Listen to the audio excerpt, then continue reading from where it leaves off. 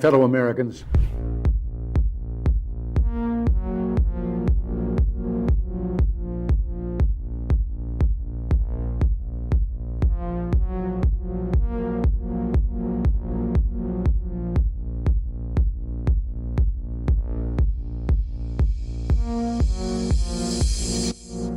You might be wondering, why in the world is there a 30-minute countdown before the show starts? Well, we actually start live every day at 4 p.m. Eastern time, so this whole 30-minute countdown is a chance for YouTube and Rumble to send out their alerts and notifications, so we encourage you to gather up and hang out with everyone in the chat room. So every day at 4 p.m. Eastern time is when we do this show live. You can join us for the countdown if you like, or just set your clock and reminder that at 4 p.m. Eastern is when we go live. You can also make sure you subscribe and turn on that bell notification, so hopefully you will get a notification. What do you have to say about dictators of countries like Indonesia, who we sell weapons to, yet they are slaughtering people in East Timor? What do you have to say about Israel, who is slaughtering Palestinians, who impose martial law? What do you have to say about that? Those are our allies. Why do we sell weapons to these countries? Why do we support them? Why do we bomb Iraq when it commits similar problems?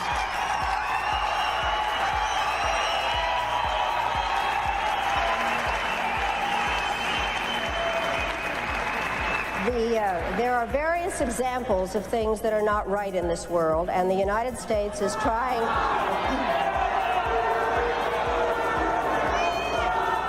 I really am surprised that people feel that it is necessary to defend the rights of Saddam Hussein, when what we ought to be thinking about is how to make sure that he does not use weapons of mass destruction. I'd like to... Who are shouting? Just a moment. I'm not defending them in the least. What I am saying is that there needs to be consistent application of U.S. foreign policy. We cannot support people who are committing the same violations because they are political allies. That is not acceptable. We cannot violate UN resolutions when it is convenient to us. You're not answering my question, Madam Albright.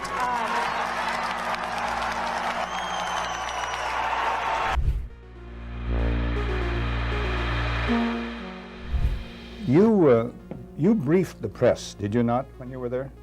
Well, I had several jobs. One of my jobs was that of analyst. I also was an interrogator and indeed briefed the press when we, the CIA, wanted to circulate disinformation on a particular issue. Disinformation is not necessarily a lie. It may be a half-truth. And we would pick out a journalist. I would go do the briefing and hope that he would put the information in print. What was your percentage of success? We were pretty successful in planning information of a rather rarefied nature. For instance, if we wanted to get across to the American public that the North Vietnamese were building up their force structure in South Vietnam, I would go to a journalist and advise him that in the past 6 months, X number of North Vietnamese forces had come down the Ho Chi Minh Trail system through southern Laos. Now, there is no way a journalist can check that information. That's data derived from radio intercepts, spy in the sky photography. So either he goes with the information or he doesn't, and ordinarily or usually the journalist would go with it because it looked like some kind of exclusive. Go after these gentlemen. I would be directed to cultivate them, to spend time with them at the Caravel Hotel or the Continental Hotel, to socialize with them, and slowly but surely to try to gain their confidence by dolloping out valid information which was true. And then I would drop into a conversation the data that we wanted to get across, which might not be true. One piece of data, for instance, that we managed to plant in the New Yorker magazine had to do with a supposed North Vietnamese effort in 1973 to develop airfields along the border of South Vietnam. The reason we wanted to plant this information was that we were trying to persuade the U.S. Congress that Saigon should continue to get a great deal of aid and that the North Vietnamese were the chief violators of the ceasefire accord. That was printed in the New Yorker magazine under the byline of Robert Chaplin, as indeed was a great deal of such information which we tried to circulate. Frank, a two-part question. What were the objectives of or what was the objective of the CIA? What about the moral implications of what you were doing in feeding disinformation? Did the objective override the moral implications, moral problems? Well, the objective of the agency in general is to generate intelligence and get it back to Washington, to get at the truth and make sure the policymakers understand it. When you plant disinformation, you are diverging from that objective, and I think probably in retrospect it was very counterproductive. I am, as an ex-CIA agent, opposed to the disinformation activities in which I was involved. I admit that I was involved, and I think it served no useful purpose. Propagandizing the American public or Congress is not the CIA's job. As to the morality of what the CIA was doing or that particular activity, the war was a very relative thing. It was a relativist environment, and morality seldom came into play when you were operating in the field. In my estimation, a CIA man should be amoral. That may sound pretty shocking to somebody, but what if my morality were that of a Nazi or agent, if you will? You wouldn't want me to be your intelligence officer. Keep the morals out of intelligence. Keep the truth in, and stay away from disinformation.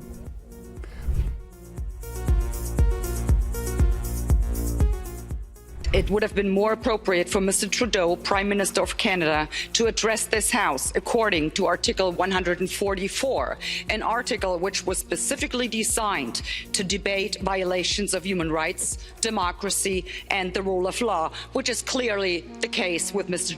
Trudeau.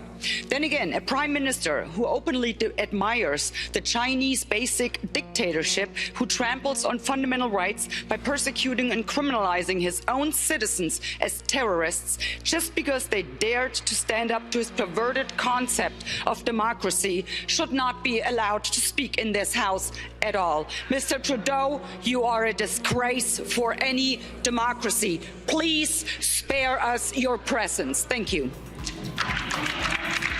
And it might sound radical, colleagues, but the answer to war is not more war, it's peace. And peace isn't delivered by the barrel of a gun, it's delivered by diplomacy, by dialogue. You can wish away your continent's history, but we share a continent with Russia. We will sit down with Russia. There will be a negotiated peace, and this organisation should be promoting it earlier rather than delaying it and making sure that more Ukrainians die. Your feigning of sympathy rings hollow. It makes me sick, to be honest with you.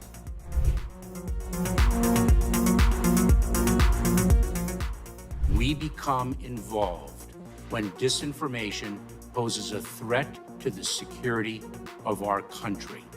It is when there's a connectivity to a threat to our country. It could be a threat, a connectivity to violence. And what this working group does, is precisely what I would think you would want it to do, which is to take a look at the work, the disinformation work that our department has done, and ask the following questions. Do we have policies? Do we have guardrails? Do we have standards? But here's the problem. We can't even agree. We can't even agree what disinformation is. You can't even agree that it was disinformation, that the Russians fed information to the Steele dossier. If you can't agree to that, how are we ever going to come to an agreement on what is disinformation so you can police it on social media? Senator, I have 2 points, if I may finish. Number one, that what this office, what this working group does, because it's not an office, what this working group does is ensure that there are guardrails definitions, standards to make sure that the free speech rights, the civil rights, civil liberties, and privacy rights of individuals. So do you think COVID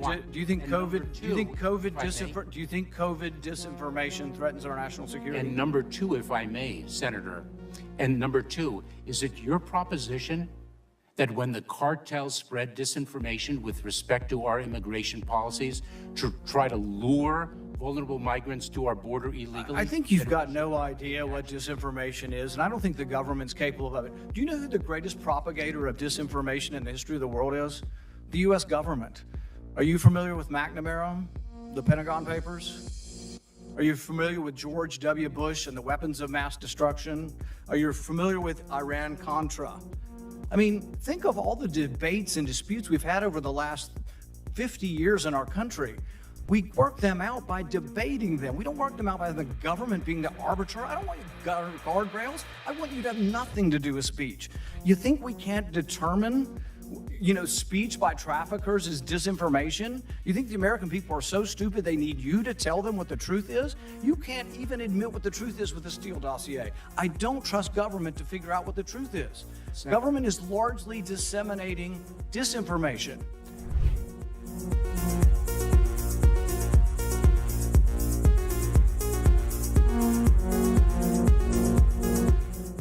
You would know this this is a bit of an aside, but in terms of how you think about problem sets, when I was a cadet, what's the cadet motto at West Point?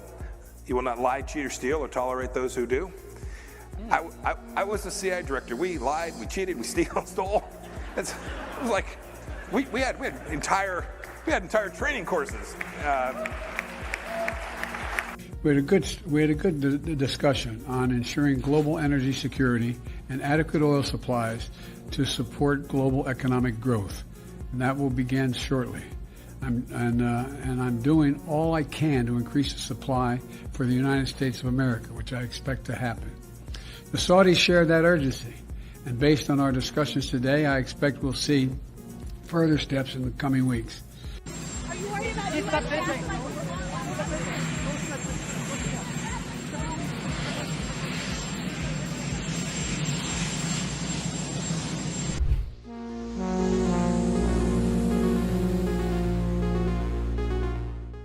Hey everyone, just as a reminder, our show starts at 4 p.m. Eastern Time, just a few minutes from now, but I should remind you that we have a daily newsletter. It's totally free. Natalie and I work very hard on it every morning over a cup of coffee, putting the stories together that we think are important that the mainstream media is going to ignore. All you need to do is go to our website. It's just redacted.inc. Put in your email address. We won't ever sell your email to anybody. And then you'll receive a welcome email. And all you need to do is verify that email, and 7 a.m. Eastern Time is when we send out our daily newsletter. And it's about 5 or 10 minutes in length that you can read it over your cup of coffee. And like I said, we cover 4 or 5 of the big stories of the day, plus a couple of things you might have missed while you were sleeping. We try to have some fun with it, add a little humor into it.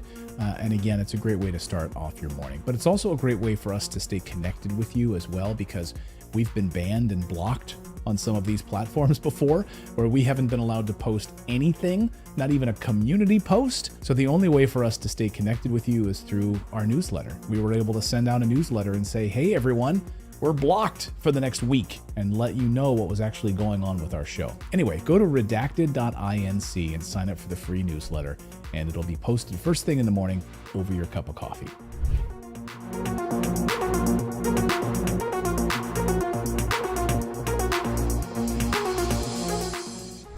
One of the hopeful things that I've discovered is that nearly every war that has started in the past 50 years has been a result of media lies. The media could have stopped it if they had searched deep enough. If they hadn't reprinted government propaganda, they could have stopped it. But what does that mean? Well, that means basically populations don't like wars. And populations have to be fooled into wars. Populations don't willingly and with open eyes go into a war. So if we have a good media environment, then we'll also have a peaceful environment. You killed a million people in Iraq. That is a separate... You killed a million people in Iraq. It's incredible that you have the brass neck to be sitting here now urging another Iraq war George, after if what I you've was still already in done. Parliament,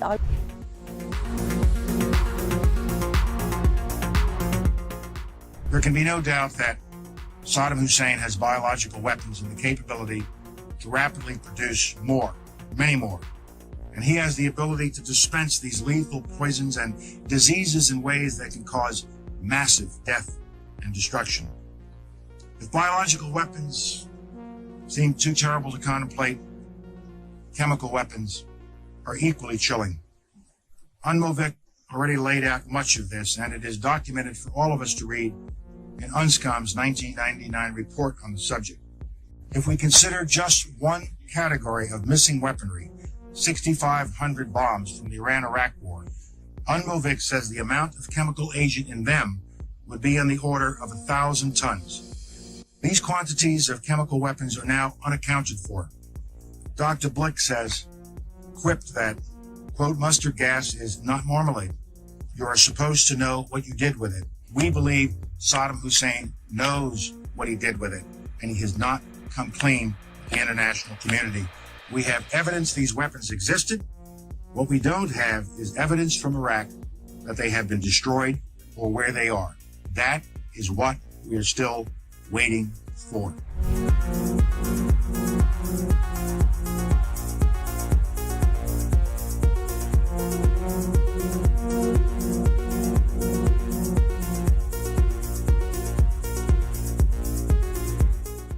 Okay, inspection worth doing, everybody's agreed it's worth doing, and it gets stopped. Yes, sir. At that moment, we're an automatic pilot as far as you're concerned. Period. No ifs, ands, or buts. Now, I respect that. But now, it seems to me the Secretary of State might have a slightly different problem. Secretary of State might be sitting there and saying, now look over there on that side. Now, I remember so-and-so and so-and-so and so-and-so, and the 12 people on this side, they're all the ones that said they didn't want to use force. Now, I'm going to have to go tell the president now that we should, or Secretary Cohen, unleash whatever it takes to get it done. And our military assessment is the same as the major's. The major's assessment is, privately held but publicly acknowledged later, that airstrikes alone aren't going to do this. Saddam's not going to cave on this. So, now here's the deal. I recommended the president have at it and let the chips fall where they may. A reasonable position for the Secretary of Defense, the Secretary of State to take. But I respectfully suggest, Major, I respectfully suggest they have a responsibility slightly above your pay grade. Slightly above your pay grade. To decide whether or not to take the nation to war alone. Or to take the nation to war partway. Or to take the nation to war halfway. That's a real tough decision. That's why they get paid the big bucks. That's why they get the limos and you don't. I mean this sincerely. I'm not trying to be flip. Because I think, and that's why I said at the outset, the reason why I'm glad you did what you did, we should come to our milk. We should make a decision. But in terms of whether the Secretary of State has no more to consider than you do as the arms inspector, you didn't get in, didn't get my job done, get me in. Period. You made the deal, right? That's the deal. A deal's a deal. Get me in. Scott Ritter, I'm ready to go. It's not how it works. Now, maybe it should work that way. But wouldn't you acknowledge that if you were President of the United States or the Secretary of State, you'd sit there and say, now, okay, old Scotty boy didn't get in. We said he should get in. We want him to get in. It's important that he does get in. They're not going to let him in. So what are we going to do now? We know that France and Russia aren't going to be with us. We're quite confident China's not. We've already run those traps. They're not there. We're not sure where the United States Senate is, but have at it, boys. Go get them. And by the way, Scott and the boys say air power's not enough. I think it's a legitimate debate, Major. I think it's a legitimate debate. But I don't think we should be putting it in the context of, you have somebody up there at state saying, look, how can we weasel out of this agreement? We want to let this guy out there hanging. We're not this. It's a very practical political decision. Same kind of decision General Powell made. Same kind of decision President Bush made. Every president, every Secretary of State has to do it. Like I said, They get paid more than you. Their job's a hell of a lot more complicated than yours. They may have made the wrong decision, and you brought it to light. We should address it. We should say straight up where we are, and we should do it. And for that, I thank you. But it's above your pay grade.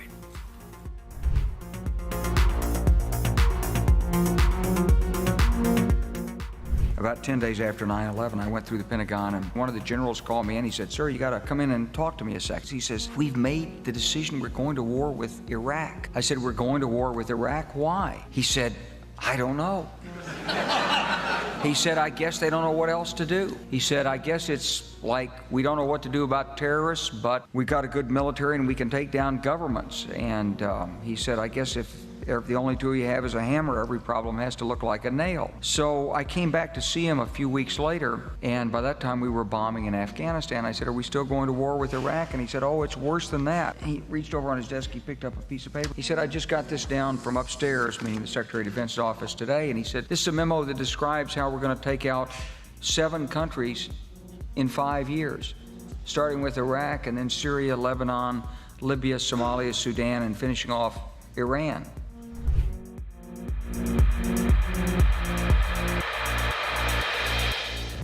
Hey everyone, Clayton here. The show is going to start at 4 p.m. Eastern Time. I should remind you that we have a VIP community. It's our Redacted Rebel VIP community. Now, this show is totally free, what you're watching right now, right? You can subscribe here on YouTube and Rumble, totally free. But if you'd like to support independent journalism, we are run by you. Without you guys, we wouldn't be able to do this show. We wouldn't be able to hire the team that we have. We wouldn't be able to afford the servers that we have. We wouldn't be able to afford the reporters that we have, the team that we have.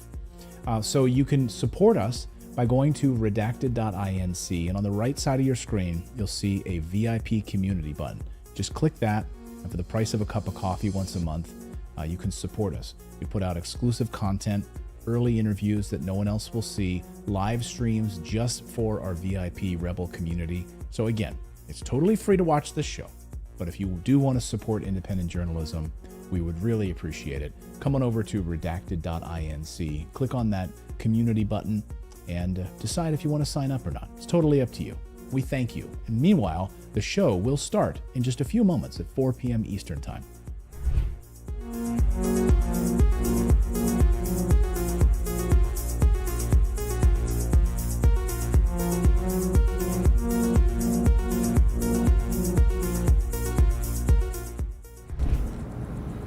Well, one of the 4 principal functions of the CIA is to gather intelligence and ideally forward it to the president, the users of information, the policymakers, as they say. There are other functions, however, some of them more legitimate than others. One is to run secret wars, the covert action that's written and talked about so much, like what's happening in Nicaragua today from Honduras. Another thing is to disseminate propaganda to influence people's minds, and this is a major function of the CIA. And unfortunately, of course, it overlaps into the gathering of information.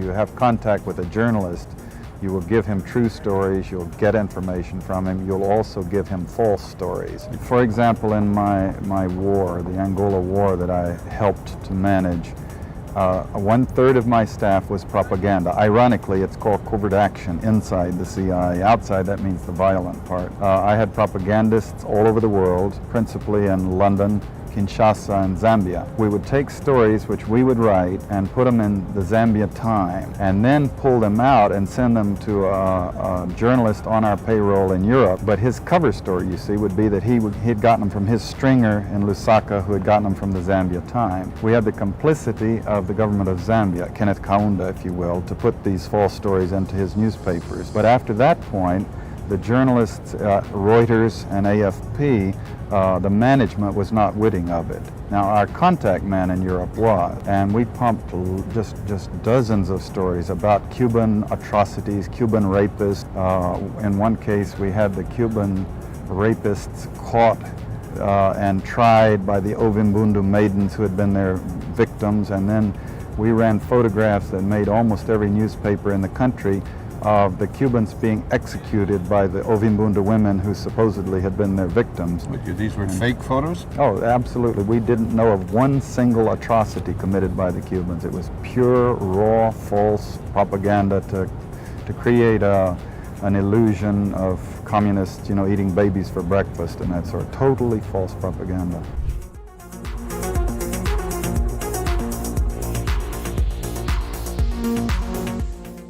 The only reason that I'm allowed to ask you this question is because today the federal court ruled that the government doesn't have the right to determine who is or is not a journalist. This is the second election in a row that the court had to overturn your government. Do you still insist on being able to make that decision, and why? First of all, questions around accreditation were handled by the press gallery and the consortium of networks who have strong perspectives on quality journalism and the important information that is shared with Canadians. The reality is organizations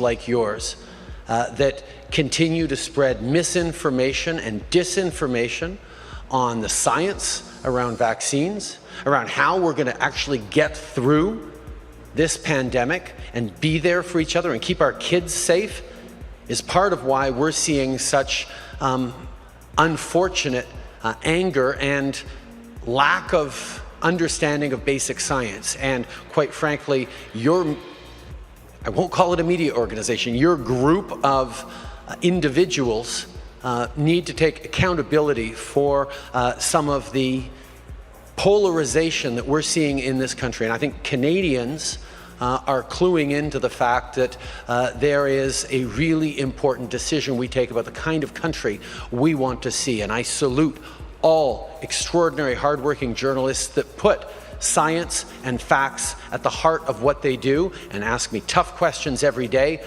but make sure that they are educating and informing Canadians from a broad range of perspectives, which is the last thing that you guys do.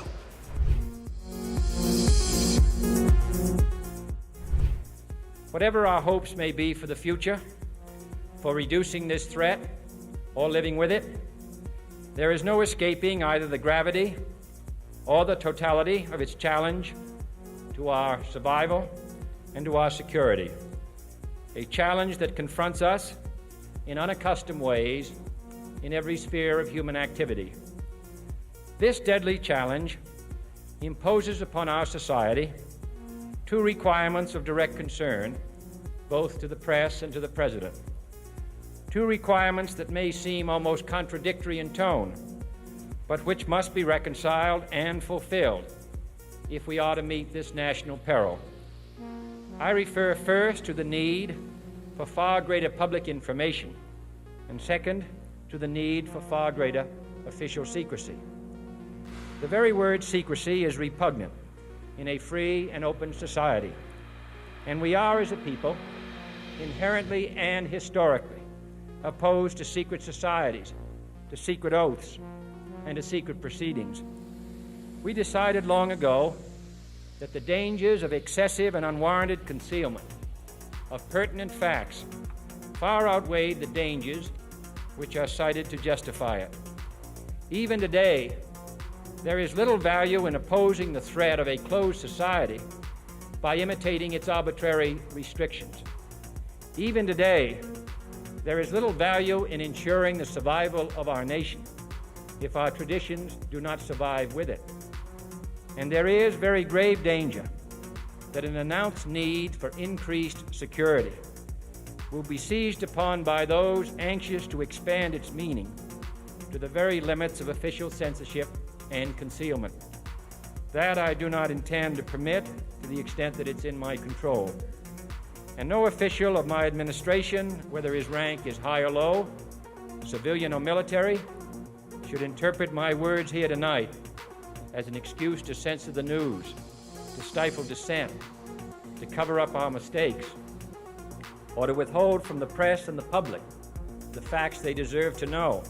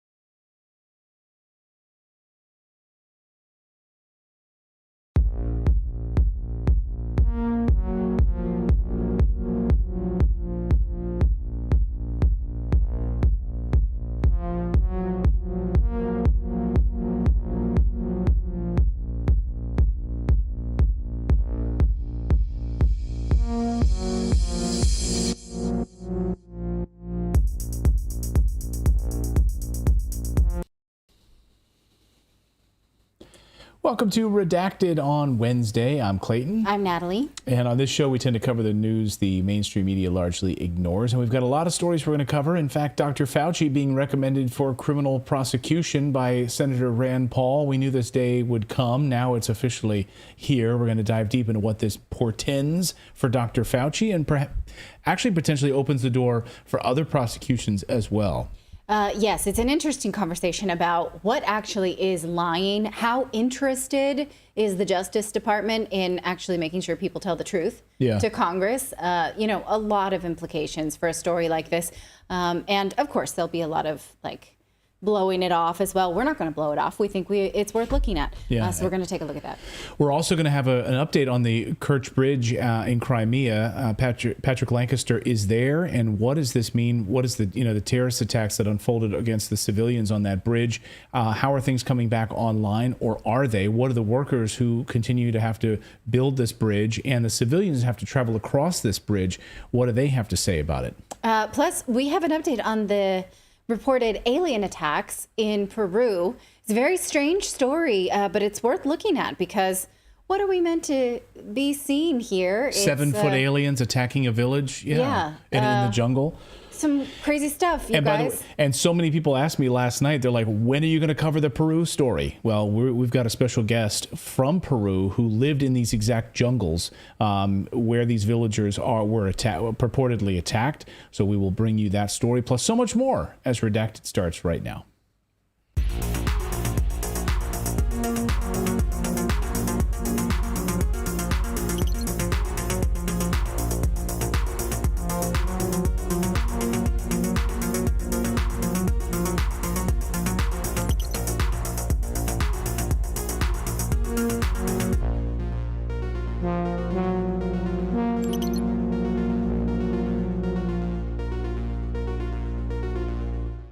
All right, you're watching Redacted. I hope you meant to be because you found yourself here, and we're glad you're here. This is the show where we talk about the stories that the mainstream media largely ignores, we think on purpose, because we cover these stories, we watch how they cover them, and they're full of omissions and lies. We do our best to not do that and not have a vested interest in the outcome of the story. We only seek the truth. We have a daily newsletter that's totally free, and I got a kind email from one of our viewers today that said, thank you so much for doing this newsletter. It brightens my morning. It's my favorite newsletter. It's my favorite way to start the day. And I wrote to that person, and I said, thank you so much. That made our day because it was such a kind thing to say. Imagine someone takes time out of their day to send a nice, kind email to Natalie and I. And I just thought someone had to intentionally open their email account. Yeah. Put pen to paper, so to speak, and send a nice message of positivity into the world. We could use so much more of that. So thank you for those kind messages. Anyway, if you'd like the daily newsletter, it's totally free, and this is what it looks like. All you need to do is go to our website, redacted.inc. It's not .com. You put in your email address. You'll receive a welcome email. It might wind up in your spam folder or your promotions folder. If you're using Gmail, Gmail has labeled our newsletter as dangerous. No joke. They've literally labeled it dangerous. So it might wind up in your dangerous folder because we tell the truth. So anyway, you have to drag it over to your inbox. And then tomorrow morning, Thursday morning, you'll receive the newsletter about 7 a.m. over your cup of coffee. You can enjoy it and read it in about 5-10 minutes. Super easy. Just go to redacted.inc. Redacted.inc is the place to go. All right, let's talk Fauci. All right, we have a lot of news to get to, and some breaking news today is that Senator Rand Paul has referred Dr. Anthony Fauci to top D.C. prosecutors for criminal charges for lying under oath about COVID origins. Now, this bit about the COVID origins is kind of that's the semantics that we're going to get to. But was there lies that were told to Congress? We're going to watch him make this point in a minute. But let's just be clear what this is. This is about the testimonies that Dr. Fauci gave to Congress in May and then again in July of 2021 when he testified to the Senate. And Senator Rand Paul asked him about gain of function. Rand Paul. I do that all the time. No, you know that's his father. I'm so sorry. Just rolls off the tongue like that. He asked him again about gain of function. And what that means is when you manipulate pathogens to study them and then create the possibility that things are more dangerous than they would have been in the wild, so to speak. Now, Senator Paul reminds him that it is a crime to lie to Congress and point blank asks him about the NIH participation in gain-of-function research. We're going to rewind the tape and watch this. Now, the way that he tells an untruth is by spinning it as if, well, you're asking me about COVID, and I can't say that we did gain of function around COVID, and you're implying then that I'm responsible for the pandemic.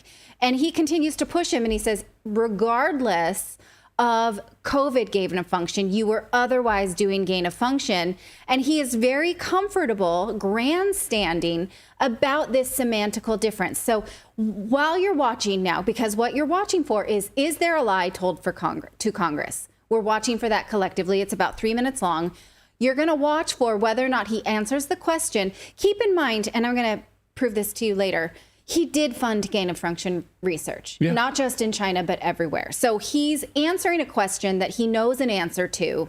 And he also doctored a paper to disprove the lab leak theory. And this has all happened before this point. So intention in a criminal trial very much matters. And so as you watch this, ask yourself, I mean, we know he didn't tell us the truth, but is he lying here in a way that would be a criminal offense that is perjury to Congress? So watch. Dr. Fauci, knowing that it is a crime to lie to Congress, do you wish to retract your statement of May 11th where you claimed that the NIH never funded gain-of-function research in Wuhan?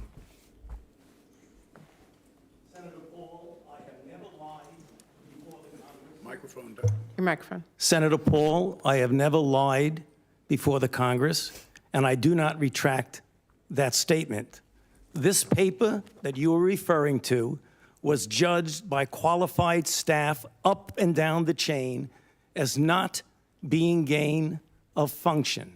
Let me finish. You take an animal virus and you increase its transmissibility to humans, right. You're saying that's not gain of function? Yeah, that is correct. And Senator Paul, you do not know what you are talking about, quite frankly. And I want to say that officially. You do not know what you are talking about.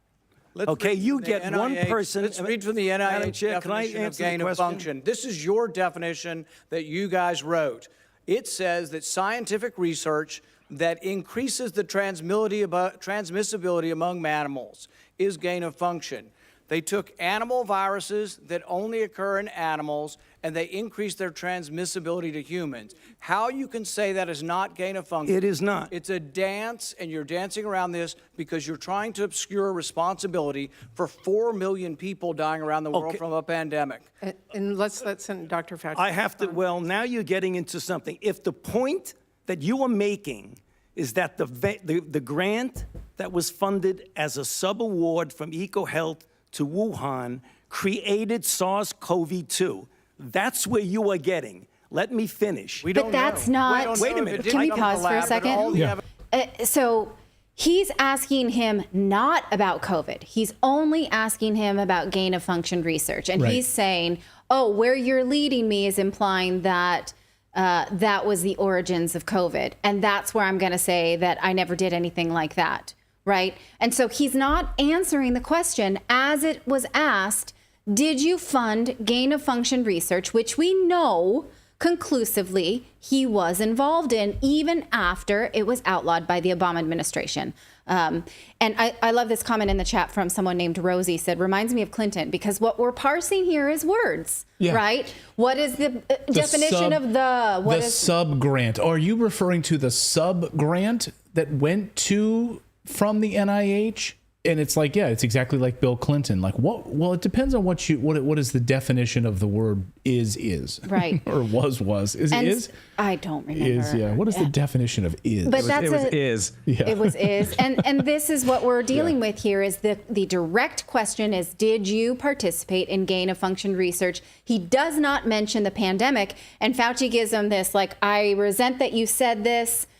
Now, recall how much this clip was played and celebrated by the mainstream media. By the liberal media. And and sort of liberal accounts on Twitter as like, oh, he sure told him, right? Now we now know he was trying to, do a dance around the truth. Yeah. And someone in the chat the other day said we should stop calling them the liberal media. We should just call it corporate media from now on. And I agree with that assessment. The corporate media championed this. And all of the headlines were like, look how Dr. Fauci destroys Senator Rand Paul during testimony. Look at Fauci dismantle Rand Paul. Yes, that's what all you don't know what you're talking about became its own meme. Right. Like, wow, you really stuck it to the man there. I'm sorry I interrupted. Let's just go back to him saying, no, well, actually, I do want to put another thought in your head as you watch this, because he's saying what you're implying is that some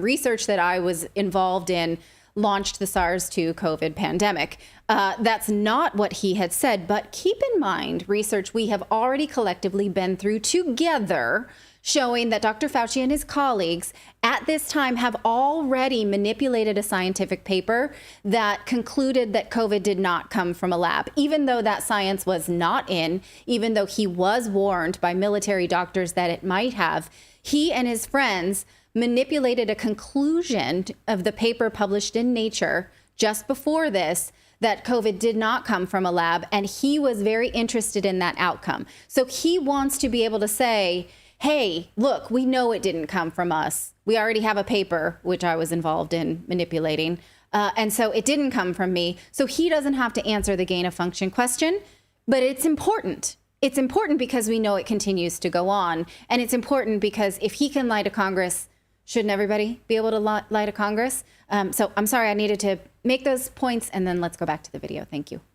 Evidence is pointing that it came from the lab, and there will be responsibility for those who funded the lab, including yourself. I totally This committee resent, will allow the witness to respond. I totally resent the lie that you are now propagating, Senator, because if you look at the viruses that were used in the experiments, that were given in the annual reports, that were published in the literature, it is molecularly impossible. No one's saying those viruses caused it. It No is one is alleging that molecularly. those viruses caused the pandemic. What we're alleging is that gain-of-function research was going on in that lab, and NIH funded it. That is you can't not- get away from it. It meets your definition, and you are obfuscating the truth. I'm not obfuscating the truth. Senator You are the Paul's one. time is expired, but I will allow the witness to. Let me just finish. I want everyone to understand that if you look at those viruses, and that's judged by qualified virologists and evolutionary biologists, those viruses are molecularly impossible No one's to saying result they are. No in one's saying those viruses SARS-CoV-2. caused the pandemic. Senator Paul, We're saying they are gain-of-function viruses because they were they're not. animal viruses that became more transmissible in human, and you funded it. And you admit the truth. And you Senator implying Paul, your time has expired, and I will allow witnesses who come before this committee to respond. and you are implying that what we did was responsible for the deaths of individual. I totally resent that. could have And been. if anybody That it is could have been. lying here, Senator, it is you. Right. You I sure love told that. him. Oh, really? I just smoked you with. He just takes a sip of water. Right. Okay. So again, now I see all these comments in the chat saying, well, everybody lies to Congress. Congressional members lie. This is true. What we're dealing with, though, Is under oath testimony. Should we let that go? Is that the way it is then? Should we only prosecute people who are conservatives and people who are not? People Get off scot-free? Just, yeah. Yeah. And we went after Steve Bannon for not participating in congressional hearings. Is it only Steve Bannon that has to follow the rules, or does everybody? Right? Yeah. Go ahead, David. I think it's kind of like one of those things where they do that because it's the ritual of it. You have them now on the record, just like they're saying, hey, we should vote on this in Congress. They're like, well, nobody's going to vote for it, but you have votes on the record of who supports something and who doesn't. And that's the whole point of it, is to get them on the record with the, whatever, the lie or whatever, even though they're going to lie. Right. Yeah, exactly. Like David Grush's testimony, like getting these FBI whistleblowers that have come forward, getting them on the record, entered into the congressional record in the National Archives. And now we'll see what exactly the prosecution level can be here for Fauci. Right. I mean, just yesterday we talked about the Facebook files that showed us that the FBI was lying in congressional testimony. Now we have this. Do we sit on a throne of lies? Is that okay? You get the movie Letting? Yes. Yeah, it's from Elf. So Throne of lies. you sit on a throne of lies. You're You not smell Santa. like beef and cheese. You're not Santa. Okay, so Senator Rand Paul would like the Justice Department to look into it because whether or not this kind of obfuscation is allowed, we're not going to have very productive Congress, are we, if it is allowed? Now, it's easy to see that Dr. Fauci was looped in on gain-of-function research. I think we've seen that conclusively. Again, Obama outlawed it, but he felt like what he was doing was okay, so he kept it going. Now, Senator Paul sent a letter to D.C. U.S. Attorney Matthew Graves on Tuesday demanding an investigation into Fauci for allegedly committing perjury during those hearings. And here's an excerpt of the letter that was seen by the Daily Mail, and they printed just this part of it. So this is Rand Paul writing. Before Congress, Dr. Fauci denied funding gain-of-function research. To the press, he claims to have a dispassionate view on the lab leak hypothesis. And in private, he acknowledges gain-of-function research at WIV to his colleagues. His own colleagues have acknowledged Dr. Fauci's inconsistency. A congressional hearing, however, is not the place for a public servant to play political games, especially when the health and well-being of American citizens is on the line. So the question remains, what will the Justice Department do with this referral? Recall that, the Congress has referred a lot of things as grandstanding to the Justice Department. They don't pick it all up themselves. They don't necessarily think it's interesting. It does seem to me they pick up things in a politically motivated manner. So they're not saying what they will do about it. And so the question is, like I said, they did pick up on Steve Bannon for not testifying when they asked him to Congress, not participating, right? And so who are they choosing to follow to make sure that they follow the rules? And then who are they not allowing to follow the rules? To me, yes, that was a clear lie. And it was a clear intent to lie as well, intent to mislead. Like he knew what he was dancing around, and he distracted with this, like, oh, you're accusing me of COVID, when that wasn't even the question. The question in and of itself was what was making him uncomfortable. So I don't know what. Yeah, go ahead. Something that's still frustrating for me is the fact that even with all of this, they're still doing that research. Yes, they're still doing gain of function. We've covered that on this show. Yes. Right. And in fact, I believe that the most recent budget says that they will stop it at least in Wuhan in 2024. But we do know that it happens in the United States and other biolabs abroad. Yeah. So let us know, do you think that this, perjury carries a 5-year penalty of prison time? Do you think that the Justice Department will pick up this ball or just look at it on the floor and leave it there? Do you think that this actually is lying? Do you think that there's a penalty involved here? Now, I know that a lot of people think that Fauci has done a lot worse than just this. But again, this is what we've got. This is like the Al Capone taxes thing, right? He could have done so much worse, but this is what we have to work with. This is what he's being held his feet to the fire. I didn't use that. But like, you're holding his feet to the fire. This is what could be his Alcatraz moment. Sure. Sent off to Alcatraz. Okay, let us know what you think of this in the chat. All right, we've got more news to get to here on your Wednesday. Someone asked if I used insect repellent tonight because we had a whole bunch of bugs flying around here last night because we had the windows open and they were attracted to the studio lights. And so, no, the doors are closed and the air conditioning is on.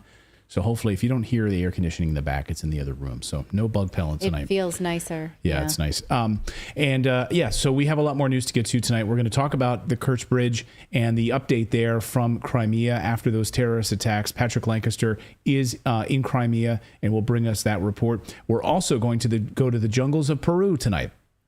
We're covering it all because many of you asked last night to cover this story, and I absolutely would love to cover this story. Is it a government operation, a psyop? What happened in Peru, or is something more nefarious happening? We will take you there and talk about this alien attack in this Peruvian village that's all over the Peruvian news right now. It's the top story in Peru, and the news is handling it very gravely there. They're not handling it like a joke. So we will talk about that. But first, we want to tell you about our friends over at Indeed, because Indeed is the hiring platform where you can attract, interview, and hire all in one place. Now, if you think about running your business, you know that every single hire counts, especially if you have a small team like we do here at Redacted. You can't just bring in any old warm body with a pulse. They absolutely need to be able to fit into your culture. and your team. So don't spend hours on multiple job sites looking for candidates with the right skills when you can do it all with Indeed. You can find top talent fast with Indeed's suite of powerful hiring tools like Indeed's Instant Match, assessment, and virtual interviews. If you hate waiting, you don't have to worry about that because Indeed's U.S. data shows that over 80% of Indeed employers find quality candidates whose resume on Indeed matches their job description the moment they sponsor a job. So candidates that you invite to apply through Instant Match are 3 times more likely to apply to your job than candidates who only see it when they search, according to U.S. data. So Indeed knows that when you're growing your business, you have to make every dollar count. That's why with Indeed, you only pay for qualified applications that match your must-have job requirements. Indeed knows that hiring needs to be cost-effective when you're running your own business, and they know that you're doing everything for your company, so you can't afford to overspend on hiring. So visit Indeed.com/redacted to start hiring right now. Just go to Indeed.com/redacted. Terms and conditions apply. Cost per application pricing is not available for everyone. If you need to hire, you need Indeed. Indeed you do. Well, just a few weeks ago, the Kersch Bridge in Crimea was attacked by Ukrainian forces, a Ukrainian Navy apparently, which was suddenly resurgent. This amazing Ukrainian Navy came out of nowhere. Apparently no help from NATO at all in this attack that killed some civilians in the middle of the night at the Kersch Bridge there. As well as a few months ago, you'll remember back in October, they struck it again. And the post office came out with postage stamps to celebrate the attack of this civilian bridge. It has long not been used for military purposes. Military equipment is not being transported across it. So it is a civilian target, a civilian terrorist attack. And so Patrick Lancaster is in Crimea and filed this report on exactly how the rebuilding efforts are going and what do the workers and civilians who have to travel this bridge every day feel about being under constant terrorist attacks. Watch.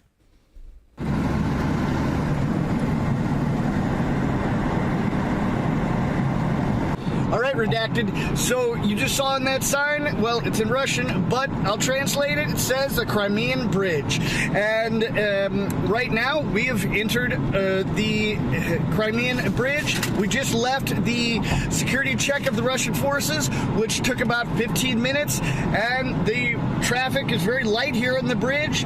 Now, as many of you know, on July 17th, there was a somewhat, you could say, successful, that's what Ukraine's calling it, even though what they're calling is successful attack on the Crimean Bridge, killed a mother and father and severely injured their young daughter. And this is a second attack on this bridge during civilian traffic. The first was in October of last year. And we're here to show you exactly what the situation here is on the bridge and the surrounding areas. So please stay tuned.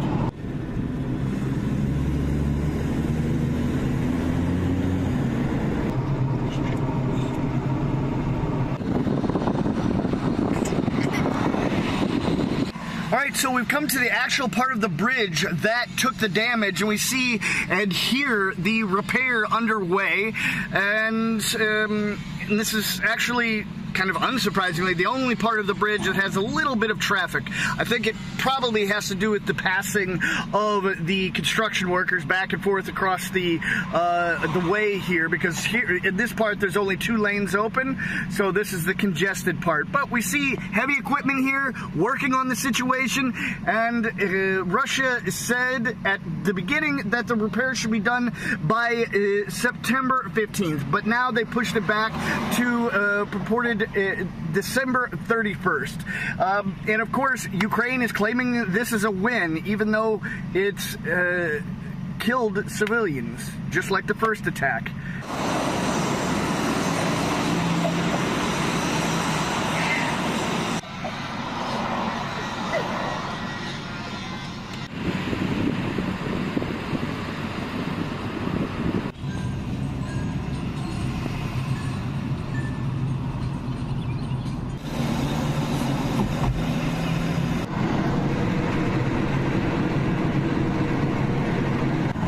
Here we we can see actually the part of the bridge that was hit in the attack back in October, which is already repaired. And we can actually see the difference in the color of the asphalt.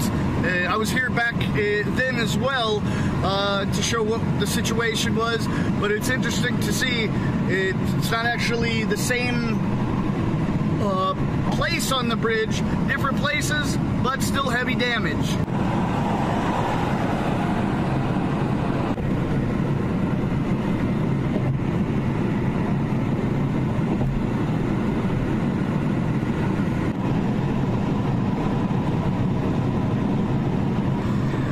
So, we've shown you what we can across the Crimean Bridge, how the situation isn't really as Ukraine would like it as far as the bridge being closed. It's not, and the traffic is going pretty fast. So we're here to just show you everything. And right now we see the port city of Kersch, and we're just going to wrap this up. It's been a short update for Redacted. Thanks for being here with us. Thanks, Patrick. Yeah, there's some on-the-ground reporting there. Ukraine says that the bridge is unusable. It's been destroyed. It's been a massive impediment there, and of course, celebrating the attack on these civilians. And we should, of course, denigrate any attacks on civilians. But the fact that they were celebrating these attacks on that family, a mother and father who were traveling, presumably, overnight on some sort of a vacation trip, their daughter thrown through the front roof, through the front window, and of course, like impaled on the front glass there. It was an absolutely horrific scene, and it's just so troubling to think about people celebrating that sort of thing. But anyway, that's the latest there from Crimea. Yeah, interesting. It looked kind of tidy and organized. Yeah, well, we'll see. We'll see how quickly it gets back on. So their target now is December 31st. They pushed it back so for it to be fully back up and running there. So there you go. Thank you to Patrick for that. Meredith, thank you for your lovely super chat. Thank you, Meredith. The $100 super chat says, thank you so very much for creating a platform with a commitment to truth and peace. I am so grateful to all of you. Thank you so much for that. It's very kind of you. I'm thankful for you. All right, we've got more news to get to here on your Wednesday. It's the summer fog, I swear, right now. It's weird, like thinking what days of the week it is. I literally thought I was done working this morning. I You woke up and I was like, all right, that was a good work week. I realized It's Wednesday. Not even halfway through it. So, all right, well, we're halfway through the halfway point in today's show. So that's right. I'm going to hang in there. All right. I think I'll live through it. It's time to go out in the garden, just enjoy your garden a little bit. And that's what I was trying to do today. We were outside, and kids are outside flying some of their model airplanes around. Oh my gosh, this was the funniest. They're like, come to the air show. And they took out a speaker and played Top Gun soundtrack with their model airplane. They're like, in the backyard. They're like, come to the air show, mommy. Like outside in the trees. Cute. So that's why you need to have some great foliage in your backyard. This summer you could spend thousands of dollars on, real airplanes if you wanted to fly somewhere, hotels, tourist traps, or you could spend less money on a beautiful garden. It'll give you years of pleasure. We're building actually a whole new garden in our backyard. We've cleaned out all of these rocks and just awful weeds, and it's a project that our family's been working on now for my brother-in-law just installed the irrigation system, which looks fantastic. We're putting down new grass, and we're going to be planting some trees. We want to place like just a really nice like grassy area and park in our backyard that we can hang out and read books and enjoy the family. And that's where Fast Growing Trees comes in. FastGrowingTrees.com has thousands of easy-to-grow plant, shrub, and tree varieties expertly curated for your unique climate and your needs. From Meyer lemon trees to evergreens to shade trees and everything in between. It's amazing. We ordered a Japanese maple from Fast Growing Trees, and it is beautiful. It comes beautifully packaged. You don't have to worry about transporting it yourself in the back of your car where you get the mud and dirt all over the place. No, they will send it right to your front door. I love FastGrowingTrees.com. And we also ordered one for our your mother, out in Idaho. And what's beautiful about it is based on your zip code, they know the exact best plants to grow in your zip code, in your region. So when you're online and you put in your address, they're going to say, no, you probably shouldn't be planting a palm tree here in Alaska. And they'll give you the proper recommendations on all of that. And they have a 30-day Alive and Thrive guarantee. So if you get a plant and something is wrong with it, they'll take care of it. But you have that peace of mind to know that everything should be good. 30 days, Alive and Thrive guarantee, or they will make sure you get a new plant or your money back. Join almost 2 million happy Fast Growing Trees customers. Go to fastgrowingtrees.com/redacted right now to get 15% off your entire order. Just 15% off at fastgrowingtrees.com/redacted. Now to an alleged attack on a group of Peruvian villagers in the Amazon by a group of ETs. Yes, extraterrestrial beings. This is all over the Peruvian news over the past few days. Was this faked? Was this carried out by humans, made to look like an alien attack, preparing us for a fake alien invasion? Of course, something we've been very worried about from the deep state and the military-industrial complex. Is this fake, or is this 100% authentic? Let's try to get some answers. Timothy Alberino is a filmmaker and a journalist who's lived in the very same jungle as these Peruvian villagers and had some very strange things happen to him in this same region. And he joins us now to have a wide-ranging discussion about it. Timothy, welcome to the show. I love your research and I love what you're doing. Thanks, and welcome to Redacted. Well, thanks so much for having me on. Our pleasure. So let's start with these villagers, right? I don't think we particularly know exactly 100% the details here, whether or not this is real, whether or not this is faked. Let's just start with what these villagers say what happened. I want to play a piece of this Spanish news report here, and then we'll come back and we'll translate this and we'll talk about exactly what is happening here. And you can start with this gunfire. Watch.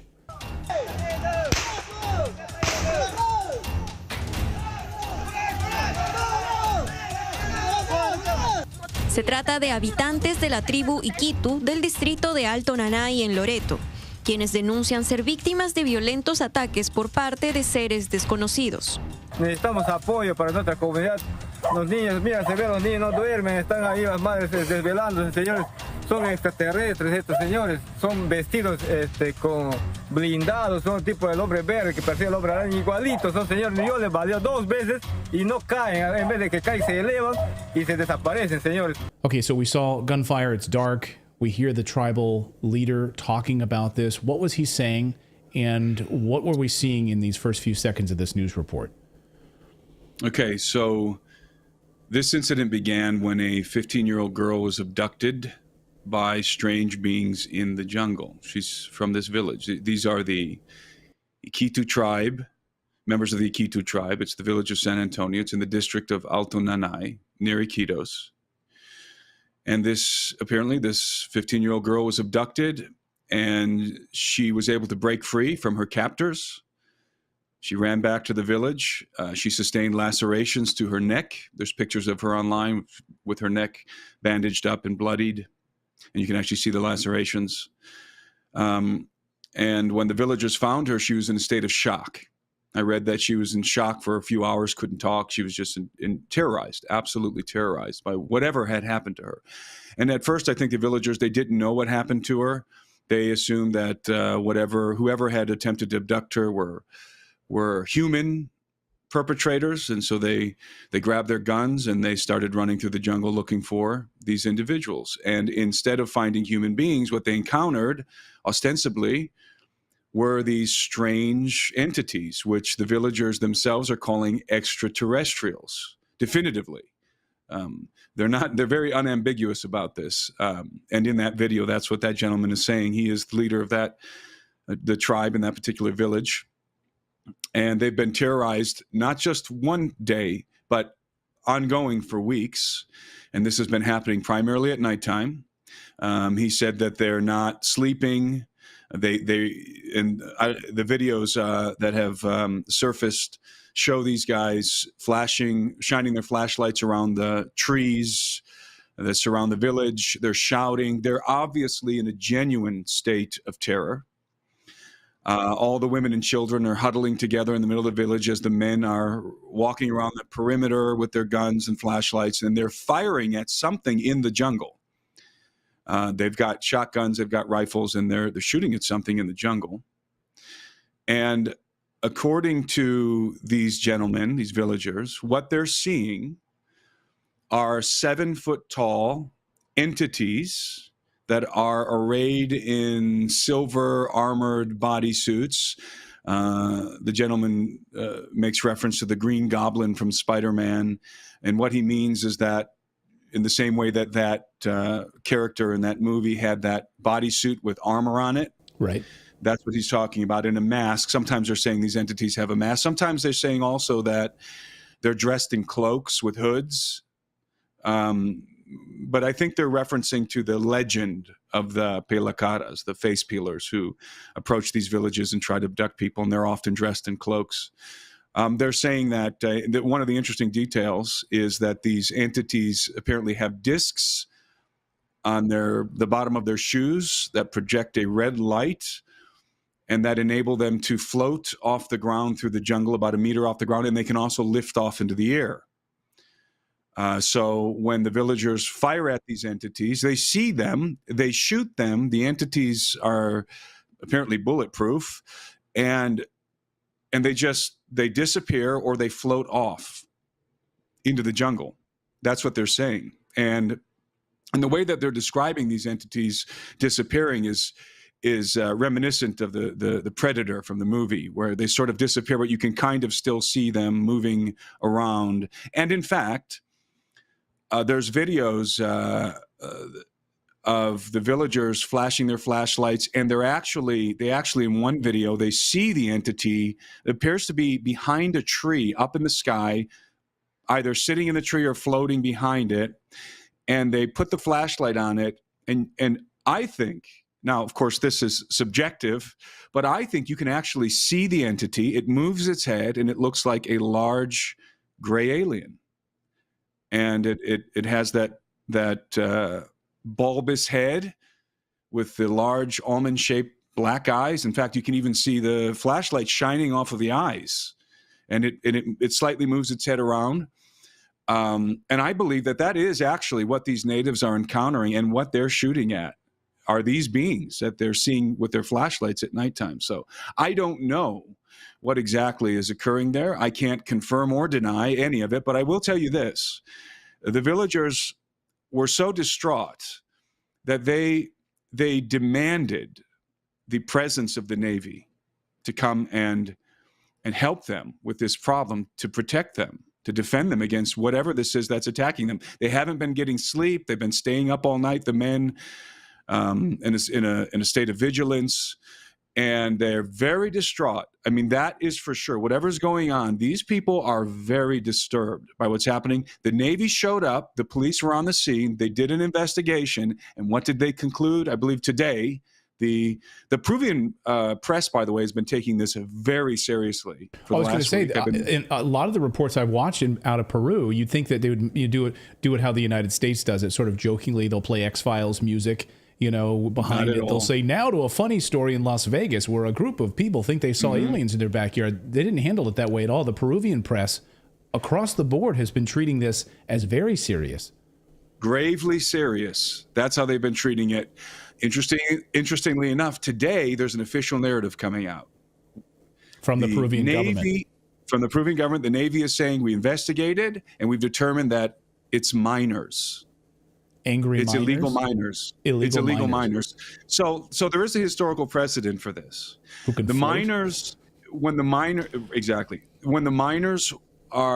to operate in a particular area, especially if there's a native tribe in the area who have legal right to the land, they'll try and scare them off, and they will use one of the many legends. There's many legends of different things in the jungle, paranormal stuff, and they will dress up and pretend that they're the Chukchuyaki, for example, and run around and try and scare the villagers away off of the land that they want to mine. And they're mining both on land, but primarily in the water. They dump mercury in the water. It's a very destructive form of mining, and it's illegal.